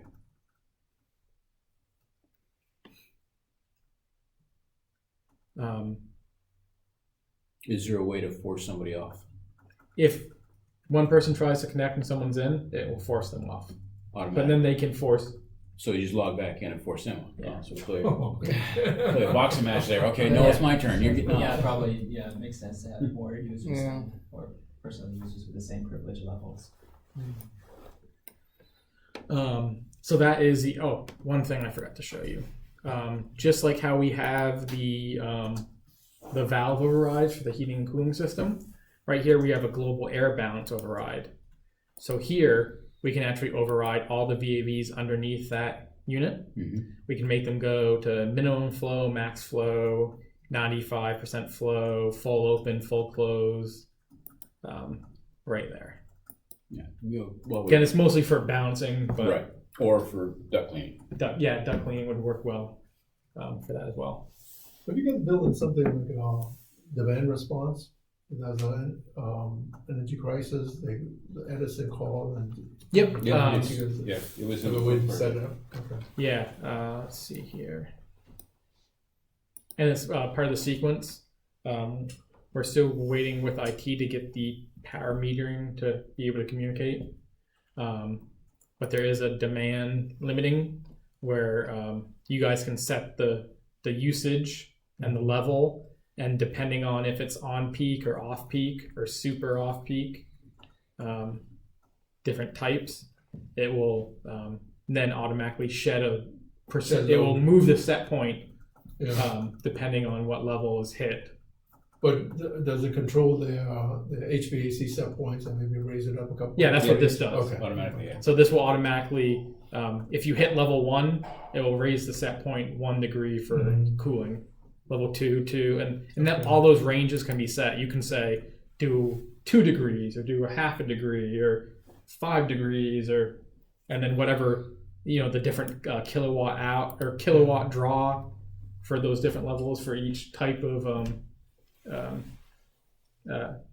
effective demand time. So Edison determines level, says, okay, you need to go to level 1, or automatically goes to level 1. Well, this all automatically. No, the Edison will only let us know that, hey, there's a critical peak condition happening. Do whatever you can to reduce the load. So I will let Steve know that, hey, Steve, there's a time from this period to this period. If you can shed some load, that'll be great. But then this can be set up automatically, so that way so we you have can to already do it. We don't want automatic. Yeah, we don't. Yeah. Well, per the sequence, we had Yeah. to include Right. it is But it's here. all set up so that if they say stage one, we'll cut back to stage one, whatever the requirements are for Yeah. stage one, we can set this up to make Right, it that way. because you have to make that determination as what's best for your. So the state doesn't building. have a say so on how far No. down you can go. No. Oh, They're just gonna that's tell us that, hey, do whatever you can do. Yeah, if we Load don't, shed. then they just charge us for it. Right. Oh, man. It's a high price. So Big now, time, big time. do you guys have a certain, because it all goes by kilowatt hours, right? Right. How much do you guys have? We do the similar to it. We will have Kevin adjust the set points and so forth. We will have guys going around and shutting down, lights and. Yeah. and Whereas with this, we can just take the AC, say, Right. okay, level one, So you guys just say, okay, reduce so many kilowatt hours, and we can go through here and say, okay, reduce, and then we say, okay, we reached it. And Yeah, we don't have a set point that we try to hit. We just have everybody try to just help us do as much as they can, because really it's all dependent on the weather condition, what's happening in the building and so forth. Yeah, So right. there's certain condition you can't shut down the building. you know? So what happens to your loop, the internal, the loop on the ground? the chill water. The chill water, do you raise the temperature on that chill water? No. Or so we It's just go building by building by building? Building. Because you're not running during the day with the chillers, are you? Right. Right. Yeah, we'll run into maybe about noontime, and then we'll shut down during the peak period. Now, this also has the ability to monitor the kilowatt usage, the cubic feet, and the therms. So am I still gonna be reading those meters, or? No, that's why I'm here for So as you to want- what type of energy information system you have built. You wanna for go that ahead, one. because George is missing there, he explained it at the beginning, Oh, so if we okay, can. sorry, Yeah. missed that. So there is hot water, and sorry, the resolution's not ideal with the screen and everything here, but we do see we give the values in different range. We give the instantaneous rate, and then the totals, Mhm. and then down here you can see the instantaneous usage for the in mega BTUs per hour, and then mega BTUs total per day. Okay. And Here. how about for month? You can go in, and there's we'll show how to get into other histories too, to look at that data in a different way. But yeah, there's different ways, and we have the same thing for Chill water. chilled water. This is tons per hour, and then instantaneous tons. Gas meters, cubic feet Mhm. of flow, instantaneous, and daily cubic feet used. And then water is in gallons, and that there's no instantaneous usage. It's only total. It's a pulse meter that we read. And the electricity? There is So, there is electrical, Mhm. but right now we're still trying to get with IT to get the COM up, their I IP see. to our system. And this is above the Schneider Electric system. right? Yes. So you're Yeah. pulling it from. We're pulling from the main meters only. We're not looking at any of the sub meters. It's the one main meter. Oh, okay. And I assume you did the same thing for housing. Yep. Same exact setup. Okay. So Steve, what you will do on the monthly basis is to go into this system and then pull out previous month, total consumption by the building, kilowatt hours, it's and then therms for the gas And then, and the chill water, ton hours for the chill water. and then. And then just send it to us, send it to me. Okay. Or in the future, what we're gonna do is we're gonna have the EcoBox system so that you will be provided with the iPad and you can just enter it right there. iPad or phone, because we were supposed to do it on the phone, right? You can do it on the phone as well. Okay. We haven't got that. No, we're not there yet. I've been doing that on the background. When you send me that You can put it spreadsheet, in there. I just enter it. So, Okay. but we will get to that point where you can enter that on your own. Because it's getting monotonous. Yeah. And maybe in the future, maybe we can have Enanog actually do an actual link to it and just automatically That'd be download nice. the information. That's what I was Yeah. looking for. Right. Yeah, I'm tired of running around reading meters and entering it every month, you know? And then you get There's back. hundreds of them. Well, the only problem, yeah, he's got hundreds of them. But then you get back and you start putting the information. It's like, holy shit! Why am I $2,000 off? Whatever. Yeah, I misread it. right, just like one typo. Missed it by one number. I just want to get rid of the old meters with the dials on it. Yeah, all the analog meters and so forth, so. But that's really expensive, right? I know.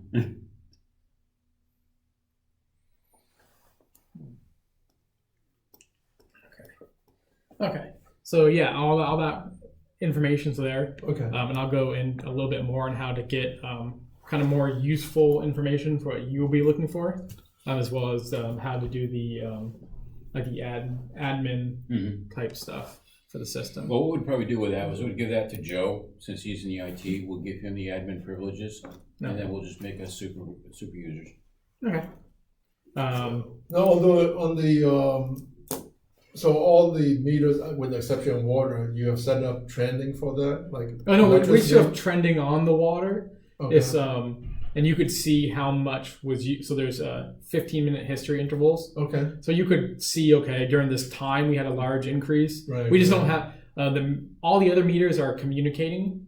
So that means like they're actually like they have their own little computer and we're getting data internally from it. Okay, But the water meter is just a pulse contact. right. Every pulse is say 10 gallons or I'm not sure exactly what the size is. Yeah. But that's how we read those. So we don't Right. get any sort of like actual flow rate. We just get total usage as it Okay. increases. But so for electric and gas is probably the two that's most critical, and then chill water, Yeah. where you want the trending to be so that you can pinpoint what may be the problem. Maybe. Yeah. So, okay. Good. Um, Thank you.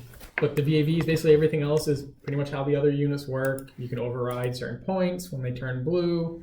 You can see their effective, the occupied and unoccupied set points. If they have a CO2 sensor, it will show up here. If they do not have one, let's just pick another random one. Okay, that one does as well. Let me see. So this one does not have a sensor. It just won't show up. Oh, It okay. automatically hides. It's the same actual graphic image. If there's this logic in there, it says, hey, if this value is within a certain range, display it and everything else. What's that flush and red? Which one is that? Is that the chill water? No, this is the duct static. So if we go to this unit here, the fans are running. They're running at their minimum speed, Okay. but we're above our set point. Oh, okay. I have to go and change those. Someone went in and put values in there that aren't right for their minimum speeds, and we're controlling the minimum speeds through our logic. That's the rooftop unit? Yeah. Okay.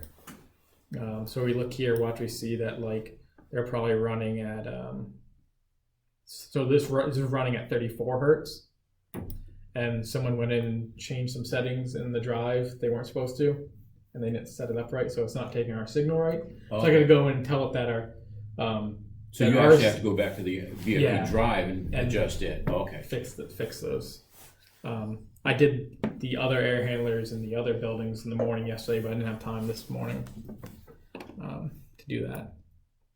So yeah, that one just has a high duct static because it's above the set point, and that's because the drives won't ramp down low enough currently.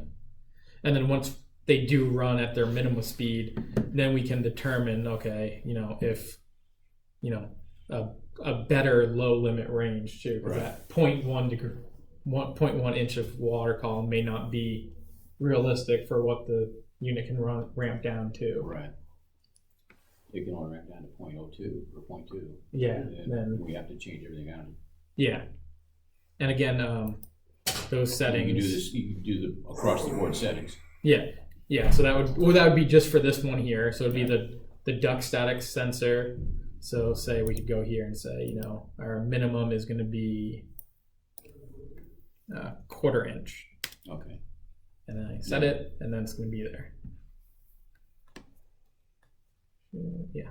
Yeah, just updated. And then the VAVs have their own settings as well. If they're allowed to do an optimal start, then what their maximum optimal start times are. Are they allowed to do a purge mode? What the purge mode time is? If you want to calibrate the discharge air sensor, there's a set point here that will let you offset it one way or the other. Okay, so if there's a problem with the sensor, it's not reading correct temperature. Yeah, you can give it like, you know, say you're taking a reading and it's showing 60 degrees, it's going into alarm because it's showing somehow it's gaining heat. Right. And you can say, okay, well, you take a reading and it's 55. Okay, I'm just going to offset that by 5. Right. And then there's your airflow settings here. I wouldn't mess with the K factor because that's calibration by the balancer. If you want to offset the room temperature set point, same thing with the supply. So if you say, okay, this one's reading 68 degrees, but we're actually 67, people are complaining it's cold, you could do an offset in here, -1 degree, and then it would read, and it would display properly, and then the code and everything, okay. Yeah. So that display is actually the finalized temperature, not what it's actually reading. Oh, okay. So that we take that reading in, and then we send that reading back to display, basically, the adjusted value. Right here is where you would set, if you wanted to adjust each one's access. Right. And a lot of this is the same set points that we saw in the global set points for the VAVs. And then the other thing is just the 3 fan coils. They're cooling only. 3-speed fans, supply air temp. There's no filter status. There is none of those? No filter status. They do have a runtime reminder that you can say maintenance reminder. And that can be set up however you want for, say, filters or to that. And basically the settings is this basically the same thing because they're all identical. So the global set points are all the same set points here. You can override. So right now you can see at the fan, someone put that fan into high mode. So we can do a reset stat offset. So someone put it into high and lowered the set point by 3 degrees. So we can go into here and we can click reset stat override, and that would force the fan back to auto and the temperature offset to 0. Oh, okay.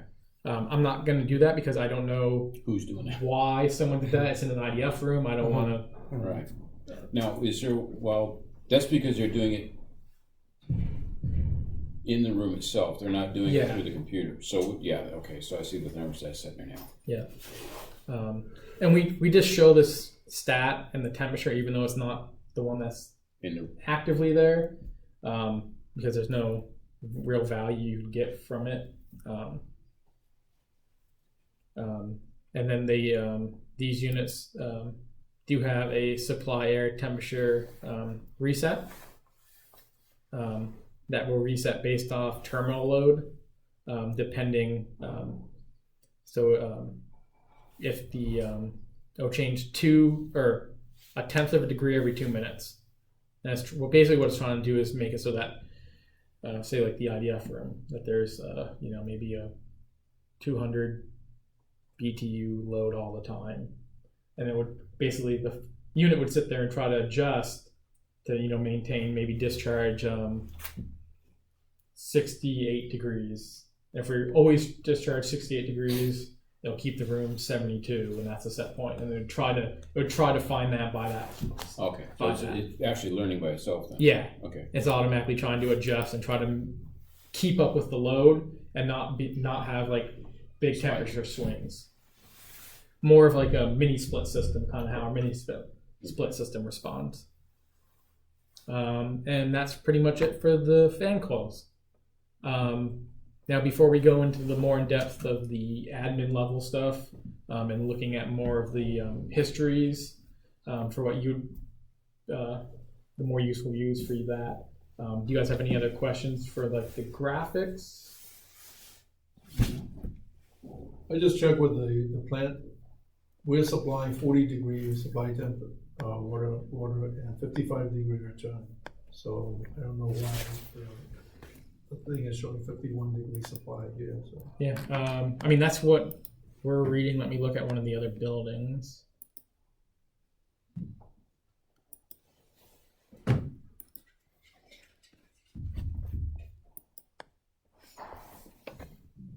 Oh, yeah, 47. Yeah, 41. No, 41. Yeah. So yeah, I'm not sure why that building is showing.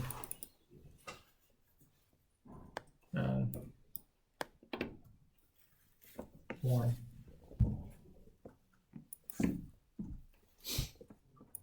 The 51 almost sounds like a return temperature. Yeah, yeah.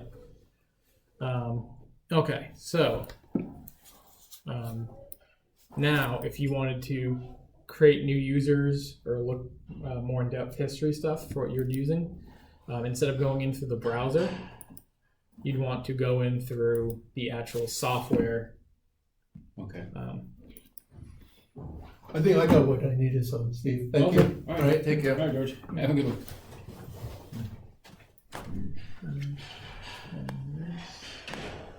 And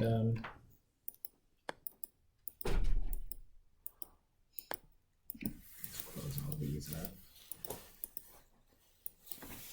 And you would want to go into the supervisor station. Mhm. And in here too, you can also see the graphics for the whole system and everything for your building. But what's really useful for you is you'd want to go into this history here on this nav. Now, this is going through the program itself. Yeah, not- program itself. Yep. And there's a few different ways. So this is a new like HTML5 version of the history. What will be, I think, easiest for you is if you do the AX history chart builder. It's a slightly different view, most of the same functions, but it will give you some of the different information. So in here you can go down to you can look through the histories just like in the other ones. Meters. So say we're going to go look at the gas meter, and we're going to use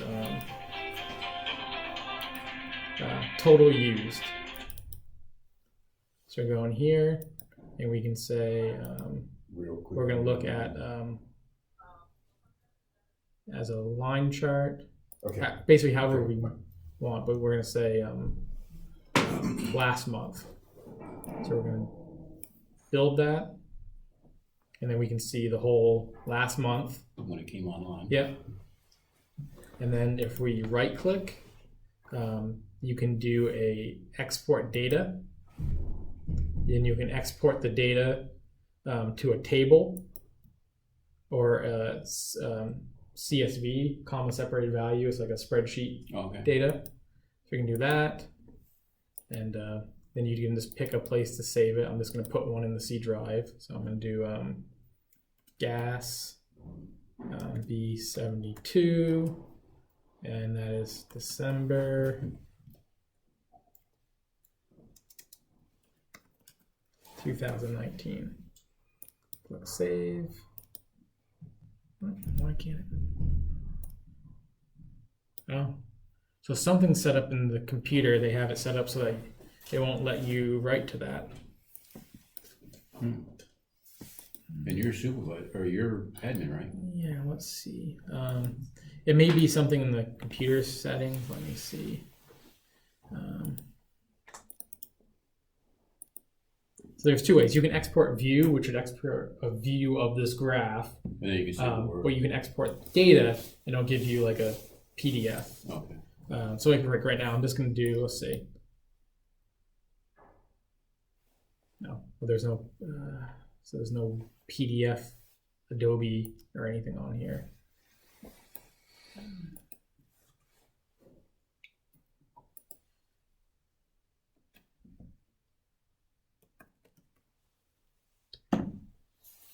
Yes, there is an Excel. Oh, so it did let me open it in the PDF. So here we can see, so you can see, here's the first value here that was recorded. And then we can go to the last value that was recorded. Okay. So you could take those and say, okay, from here to here, or you can do, year to date and then look at, the last record, that, I don't know how precise you guys are going to aim to be with that 15 minutes from, No. yeah. I just want to know the beginning or the end of the month, what was used. Yeah. And you can also just do it in this way too, and get that information and write it down. They may want it possibly for you to record the data or show, they may want the CSV file. So let's just take another look, another way that you can do it. So if you do want to get that's one way that you can get that data out into a PDF or CSV, but you can also get it, let's take a look at domestic water. And we're going to do total used. Click OK. So here we can see. And I'm going to change this to last month, so we can see when it was initially recorded.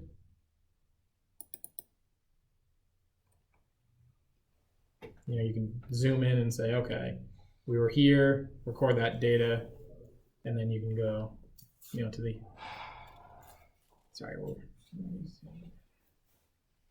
There and see what the end of that data is, and then you could do the math and say, okay, this month reused, so many cubic feet. 7,000, 6,600, blah blah blah, and you'd be able to see. So that's one way, and you can see the same view here in it, but if you want to do the exports, I find it works better. And even let's see.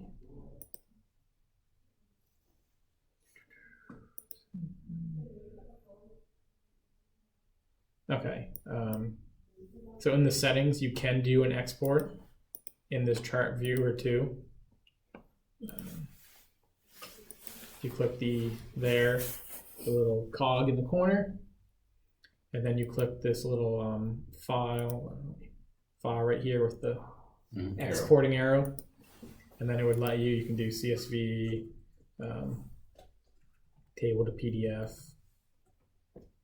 So you can change it around. For users, the admin, I'd recommend going in this way. It's going to run a little cleaner than through a web browser and a little more secure. But if you're logged in through an admin user, an admin could do this just through the web browser view too. Let's say you wanted to make a new user, you would just highlight that user. Power user, duplicate, and then you'd say, Steve. We'd create it. Then you would go in here and edit it, and then you'd say Steve.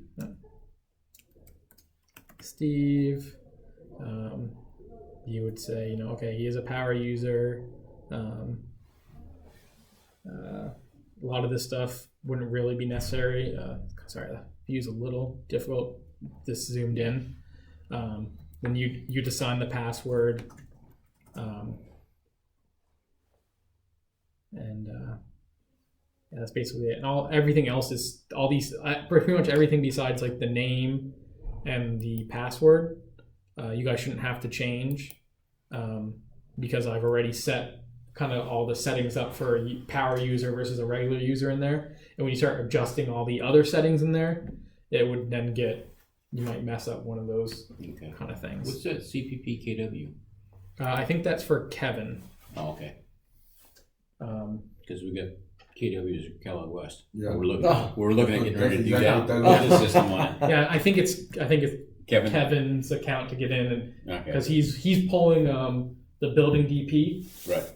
for his plant to look at. Okay. The Jace to Jace, that is communication between that's how the Jaces communicate. If you guys mess with that user, it'd break a lot of things. I just hang my keys up yeah. home. And then we have our own user to go in that way. Yeah. And like once we hand it over, we're gonna tell someone what the admin password is and click that they have to change it on their login, and then we don't have that anymore. Right. Another admin go in and change another admin's password, but I can't look up and say what that. I couldn't tell you what your password was. I can just reset it, and then you can reset it again. So now, if I was to log in with mine, it would ask me for. So right now I haven't actually, because we never put in a password, so yours wouldn't actually even work. Oh, okay. So it has to be in here's where the password has to be entered. It can't be the first time. Yeah. So like I would say, say if I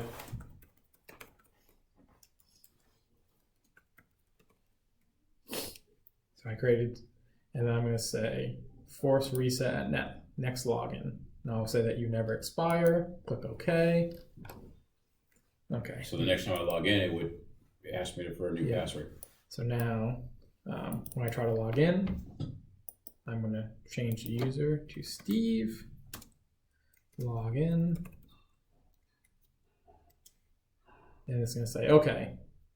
And here's all the requirements. Oh, it's 9 characters. Oh, it's 9. Okay. 1 digit, or 1 numerical digit, 1 lowercase, 1 uppercase. And then you'd have to put it in. And I'll just cancel. Now let's see if I try to log in again.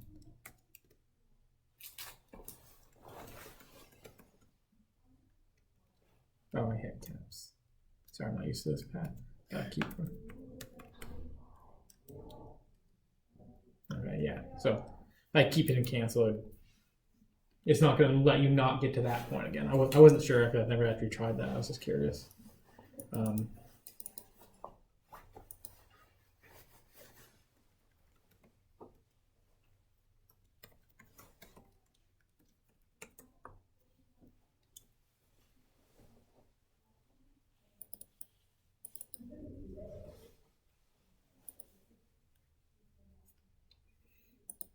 To remove a user, it's just this remove button.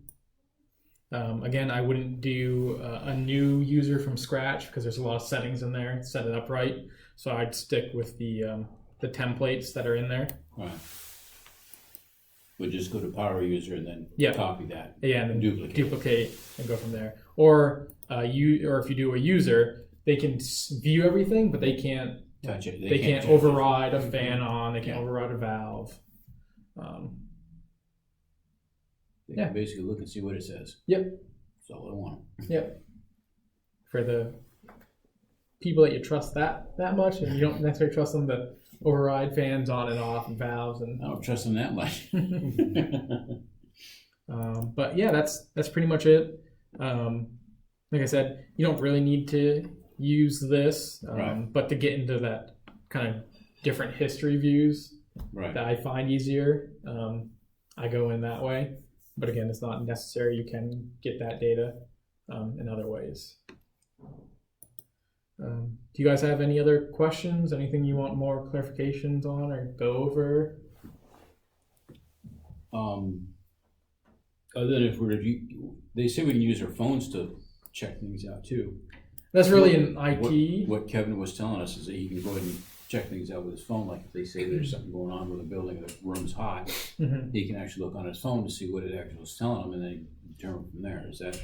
It's really an IT thing that they have to give you a way to get to this IP through your phone in a browser. All right. But yeah, you could see these views in a web browser on your phone. Okay. I mean, some of it wasn't really designed to be on a mobile, but you can zoom in and see. It's enough that you want to override a valve when you're up in the ceiling. You can definitely do that. Yeah, these guys get tablets, so I don't know. Tablets basically the same as what a phone is, whereas the service is basically the same as a computer. So. Yeah. But yeah, you can essentially on a web browser, and this is all based on HTML5, which is what 99.9% of the web uses. The old system was Java, and then they kind of everyone got rid of Java. I've still got. Yeah, for the most part, there's Our web-based time clocks, we got our Java. Yeah. I can't stand them. Yeah. Schneider also uses HTML5 for simplicity. Okay. So, we used to have Silverlight. That's probably worse than Java. But yeah, that's pretty much it. As long as you guys, I mean, and theoretically, if they gave you guys access directly to the supervisor, you guys could log into the supervisor instead of having to log into that laptop. And then Well, log that's what, into the supervisor. what they're trying to do is they want to see if they can make it so that it's uses our credentials. So they're gonna. Joe's supposed to be finding out about that, so that we just use our own, like when we log in a computer, log into it that way. And if they can put it on our network, then we'll be able to do it that way. Okay. And the password changes every 90 days or something like that. And it was once a year, it was 90 days. So Joe's working on getting that set up for us. Okay. All right. You got Anything any more else? questions on that? I'm sure there will be when we go to start using it. Oh, yeah. We did try to make everything as kind of self-explanatory as possible. The best part is you got pictures in there now. We can see pictures. Yeah. Videos.